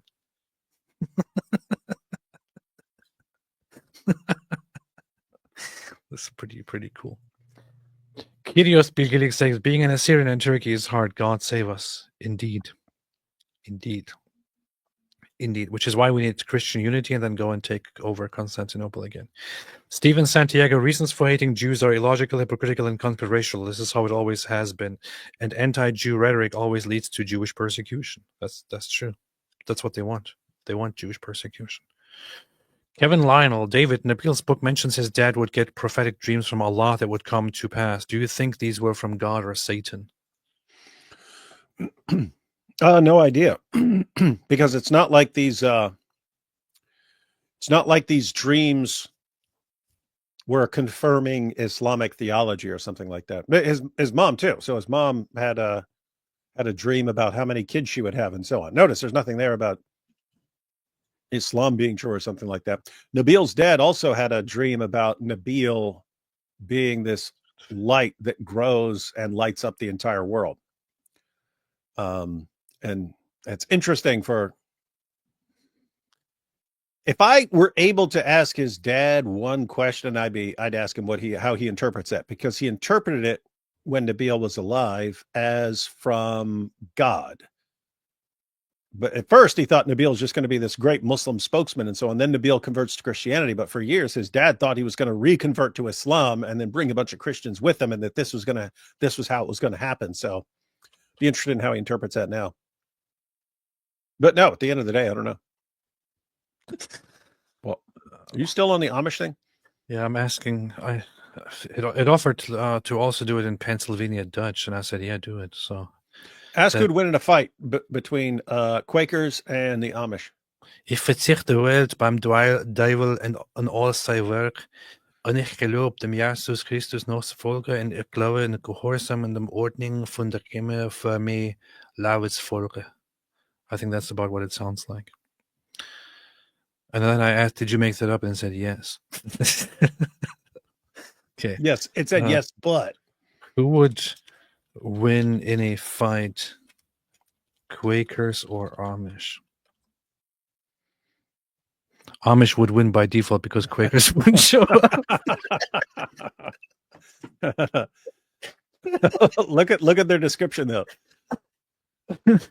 Amish, pacifist but physically strong as hell. Farm 10 plus hours a day. Build barns, haul wood. No gym needed. Don't fight, but if they had to, you're getting choked out by a guy named Enos with forearms like tree trunks. Hey, ChatGPT's funny, man. It also learns from conversations, and I often get into very funny stuff with ChatGPT. So. Known for activism, not hand-to-hand combat. Also pacifist, but urbanized and intellectualized. Most modern Quakers are peaceful, progressive, sipping fair trade coffee and climate policy meetings. Hypothetical scenario: if both broke their pacifism for one day, Amish bring raw strength, discipline, and silent fury. Quakers bring probably a well-reasoned letter of protest. Verdict: Amish win the fight. Quakers win peace prize. Nice. Pretty good. Very based. But who else do you want to fight them? That's it. Okay, good. Flipper says, I used to be a staunch anti-Zionist. I came from an anti-Zionist family. However, speaking to Da'wah guys turned me off the anti-Zionist activism. That's very, very good to hear. That's what they do. Zionists are based. Holy Joe, An-Nusur Masjid Mutali Fournier. That's pretty based. That's what it should be called. Sheikh Mike Wingelinge, Nabil's book have been corrupted. He was a Muslim. That is true. Stephen Santiago, Christian anti-Semitism stems from jealousy because the Bible talks about how much God loves the Jews, but they still do not know how much he loves them. You can't really call it, I don't know. I mean, there are very, very few Christian people who engage in that kind of stuff. Some of which I have recently encountered in big masses online. Pretty stupid. Gabe Garbled Words says open source Intel and Travis Hawley on X did a deep dive in Christensen and asked his Mormon parents to stage an intervention. I hope they do it, man. Bryce F says a pious and aggressive young guy harassed and threatened me in Turkey, and I suspect he was in the Grey Wolves. Thoughts on Islamic fascism there? Well, Turkey is founded completely on fascism, so it's everywhere. You have the Islamic fascists, you have the nationalist fascists, you have the leftist fascists. Turkey is a pretty messed up place that is full of fascism. It's pretty usual there. Stephen Santiago. It is indeed a garbage country. It is very, very garbagey.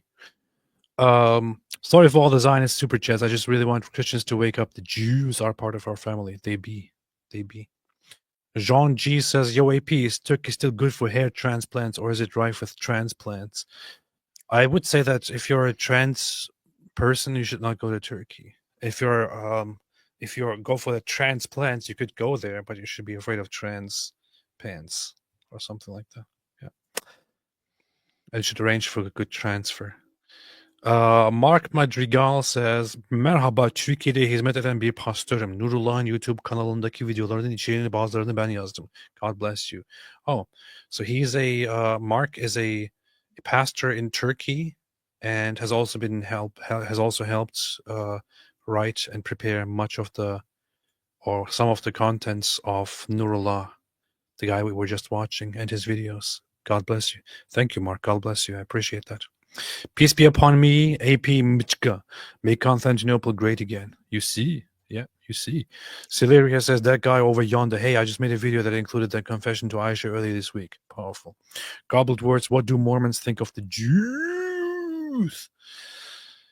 As far as I've seen, they have mixed views on Jews, but I think they have kind of like a respect, and they have a weird relationship, as far as I understand. They see the Jews as like as respect worthy, but also poor, misled people, because we are the real Jews or something like that. I don't really know. You have to ask somebody who knows better. Is there anyone here? Is there a Mormon here in the chat? Any former Mormon? Former Mormon? Timothy Freeman. Turkish coffee, strong, bold, and vigorous flavor, imitating the bitterness of Islam. That was my impression as well. Greek coffee, mild, slightly sweet, but left wanting, the plight of orthodoxy. Yeah, that was my impression as well. The Greek one was more sweeter and mild. The Turkish one is often, it has this very, very rough thing to it. Dark. I actually like it. It's like mud at the bottom. Yeah, it's like you're drinking sand. Kind of funny. How do you know Turkish coffee? I went to a Turkish restaurant once, and then I was at a Turkish pastry place that had falafel and crap like that at some point. And I got the Turkish coffee. Anyway, I've had Turkish coffee a couple times. Huh, interesting. But yeah, it's like coffee on top and mud at the bottom. Unless you start up really quick, and then you can drink it all mixed together. Kevin Lionel said, what are the both of your thoughts on the future of AI and the eventual development of AGI implemented by governments and corps? Optimistic, pessimistic? I think that... So here's the thing. I know lots of people have problems with AI. Lots of people have problems with using AI. I use AI every day now just because I love it so much and I appreciate it so much. And I think it's been extremely and incredibly helpful. I've only used AI a couple times. I've only used it a couple times, like asking Grok something, usually just to amuse myself. Given how rapidly it has evolved over the past couple of years, you do have to wonder what it's going to be like 10 years from now, 20 years from now. They got the new Google thing that's actually producing videos that look real and they're completely made up. And so again, what's stuff going to be like 10 years from now, 20 years from now? It's going to be kind of weird. Lots of people so makes me want to become Amish. There's this whole thing we need to become Amish and go live on a farm somewhere. This whole trend of people who are artists, who are creative people, complaining about AI because they think it takes away all the art that people work very hard for and creates it in a very cheap way. There are people who complain about how much it quickly dumbs down information instead of making it a thing that is, that should be more in schools and books and all that.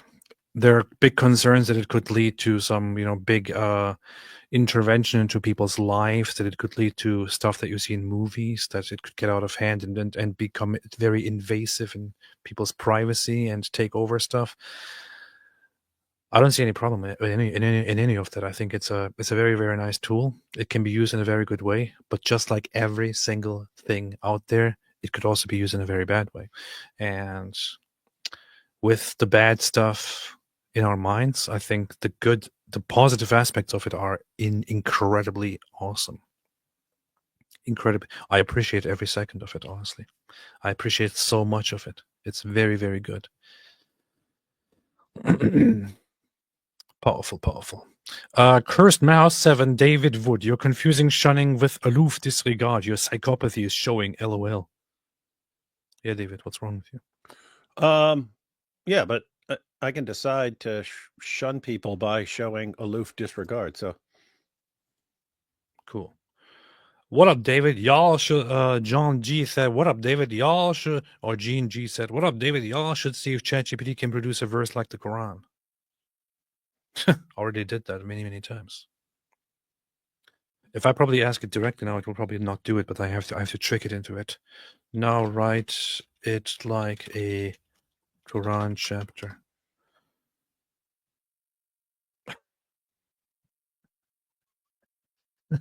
I guess I made in the name of raw and unyielding strength. By the dawn when the harvest does not end. And by the hands of men who know the axe as a friend. Truly the Amish are severe in might upon the earth. They build without nails and carry timber without wheels. They are silent in the markets, yet their strength cries out in the arena. But as for the Quakers, they are a people of peace who sit and discuss. No sword is raised among them, and no strife walks their roads. And when called to combat, they reply, peace. This sounds like the Quran, man. Thus in battle they are as shadows, neither fighting nor seen. The matter is settled. The farmer triumphed over the philosophers. The chapter is complete, and God knows whose hands are the strongest. This is pretty good, man. This is pretty good. Now write a Quran chapter about David Wood. Surah Dawood al-Hashim. Hashim. Focused on David Wood. In the name of the truth and what does not sway, by the pen when it shreds, and by the argument when it strikes falsehood, verily David, son of Wood, is harsh upon the son of Wood. He cuts through Chakia with mockery. And exposes the fraud of the claimants. He was neither prophet nor king, but a man who watched from the rooftops and pondered. They said, who is this man? It was said, he who batters idols of the mind. He asked what is not asked and laughs with a scrupulous weep. He made debate a sword, a sacred battle, as the sacred a battleground, and religion the center of inquiry. He was given the wit of raiders and the wisdom of madmen. The wise endured him in patience, but the claimants grew enraged. And that was only so God might distinguish the vile from the pure. That's funny. Base. You let me know if you want a sequel. Surah Ridwan al-Hadim, Ridwan the Demolisher. Okay. Surah Ridwan al-Hadim. In honor of Ridwan Alamir, Apostate Prophet. In the name of the funny thing is, months ago, ChatGPT would not do something like this. Things really changed. In the name of the one who demolishes idols and exposes falsehood, by the night when it settles and by the doubt when it appears, truly Ridwan is among the demolishers. He stands alone, fearing not the blame of the blamers in the path of truth. He peeled falsehood from the face of religion like skin from bone. I feel like you're going for the old Ridwan here. Words of truth, would God speak in a tongue that reason cannot grasp, so he departed from them as a sword unsheathed. This is very, very funny. This is hilarious stuff, man. This is hilarious stuff. This is hilarious stuff. In a fight between David Wood and Ridwan AP, who would win?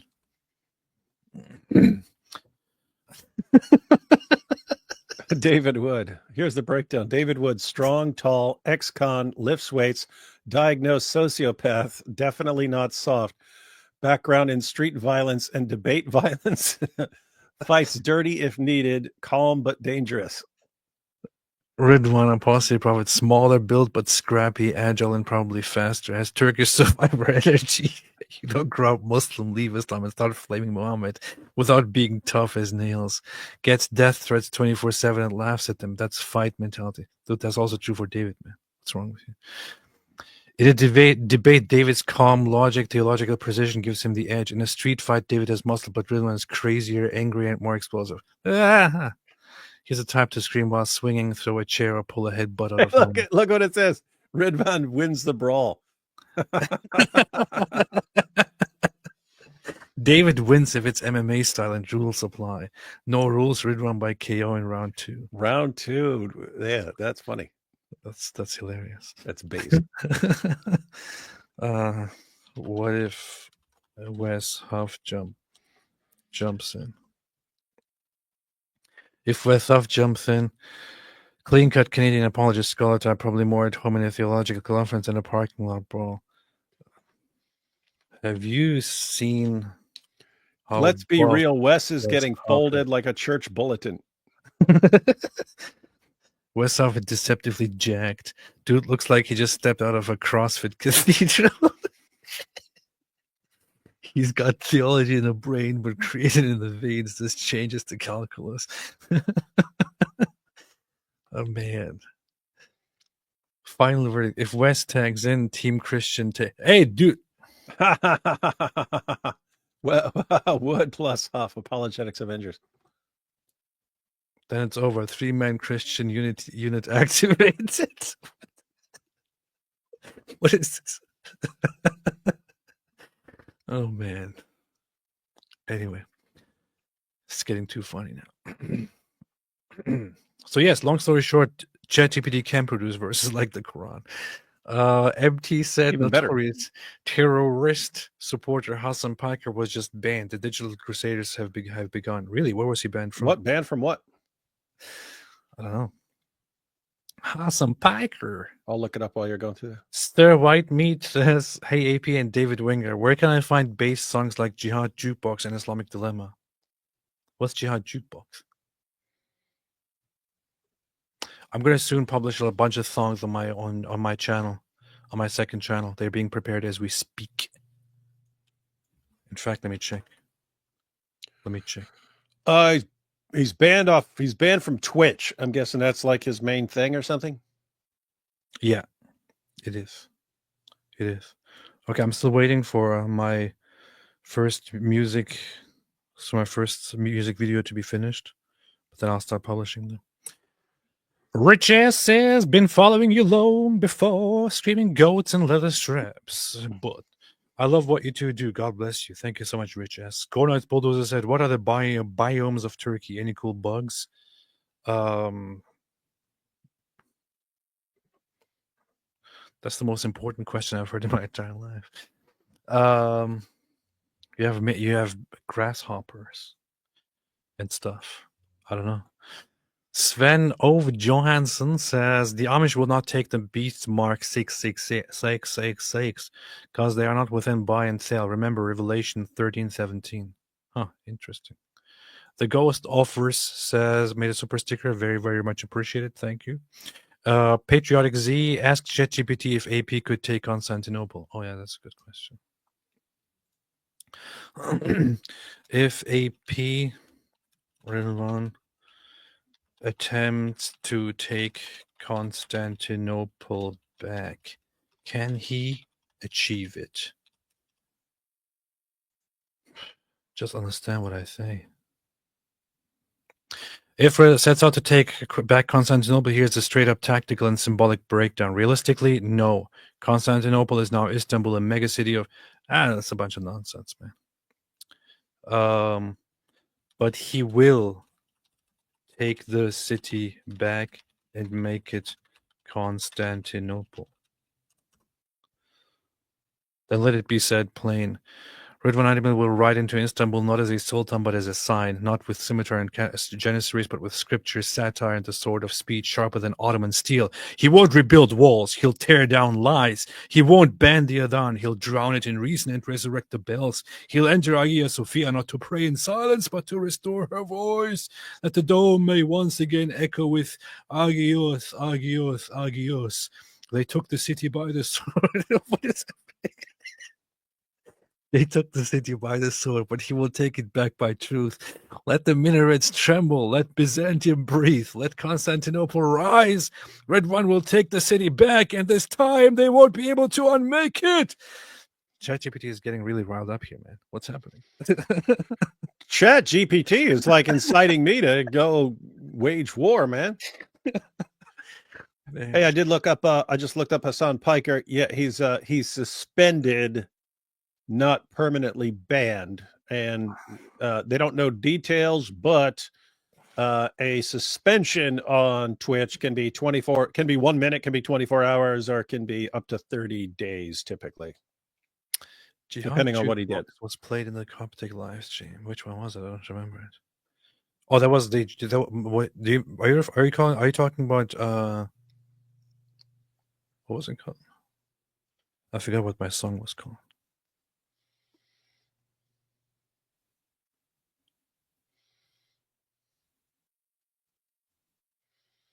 Something with 69. I can't remember. But yeah, it's gonna be soon out, inshallah. Inshallah soon. All right, David, anything else? Nope. Wait, now I can't remember my song, man. What was it called? You make these songs, you don't even remember what they are? No. What was it called? Wait a minute. I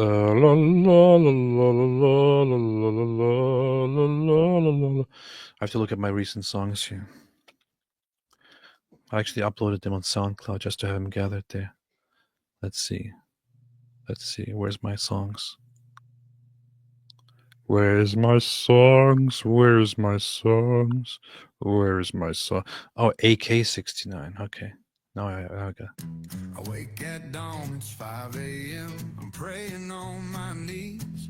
5 times a day I bow my head to Allah's grand decrees.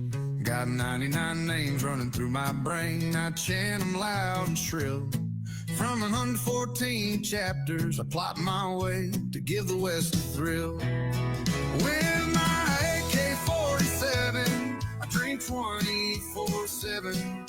7 new 2 virgins when I'm 25 and gone. I'll trade this life for paradise in an AK-69 surprise. A jihad jukebox singing my victory song. That's it, because it says Jihad Jukebox there. Okay, I see. Now I got it. Okay, I also made a recent one, which is called Desert Roadman, and that is if Muhammad was a British rapper from Jamaica or something like that. Oi, bruv. Man came from the desert. Now look at me. Medina to Mecca, big things, yeah. Fam, don't chat back or it's long for you. Allah's man then. Yeah, innit. Man pulled up on a camel, no Rari. There's a drip, got the garms looking balmy. My big beard swinging, man's holy and army. If you chat grease, then his peak don't alarm me. Gabs came down, said read, I said nah. Still dropped the book, now I'm no near and far. Man, them get a wife, I get bare, that's a laugh. Don't know I make the rules, top dog, I'm the star. Mecca man was moving bookie, told him bun that. Idols in the car, but nah, bruv, man spun that. Haters chat my name, fam, trust me, they done that. Now they pray my way 5 times, cause I run that. Desert step, prophet rep, big man ting. Bow to the king, swords on deck, heads get checked. If you ain't down, then your neck get wrecked. Oi fam, why you ask about my wives? This man's business, don't watch my life. She was young, but it's calm, that's the vibe. Age is a myth, trust, don't even try it. Came for the peace, but man keeps the blade. Came with the love, but the war never fades. Disrespect, then you might see your grave. Bro, I got shooters, don't care what you say. Jeezy attacks, yeah, pay me my rent. Don't wanna join, then it's mad what is meant. Left the faith, oi bruv, that's a death sentence. Man can't switch up, nah, no repentance. Deserts. Anyway, pretty good. Not too bad. Not bad. Yeah, not bad. All right. Anything else, David? Good. So right means that Jihad Jukebox was played in the Coptic live stream. Oh yeah, that's right. All right. Thanks everybody for viewing this live stream. Tomorrow we will be once again live on David Wood's channel, where we will talk about something else. What are we talking about tomorrow, David? I got a couple things, but not sure yet. Oh, wonderful. But whatever we go with will be the most base thing. We'll probably talk about Amish, and I'll do all the research, and we just talk about Amish and Quakers the entire time. Quakers. That's good. Yeah. If you want more music, you can subscribe to my other channel, Apostate Music. I haven't published anything there yet because I was kind of scared because I was banned immediately. But The first song will be published in a few days, and I will also share it on my main channel. So I'm doing music there. And it's actually very good. It's actually very good stuff, man. Very creative stuff. Powerful. You need to have the GP. You need to have the AI stuff write a song, but then we just actually like record it in a studio. Yeah, that's what we're gonna do. Hey, we should sing a song called "Weak Ass Prophet." We will. We'll rent a mansion. That's what we'll do. That's what we'll do. All right, man. Thanks everybody for watching. As always, have a fantastic day. And as a wise man like to say, which roughly translates to the following: stay away from Islam. Do that.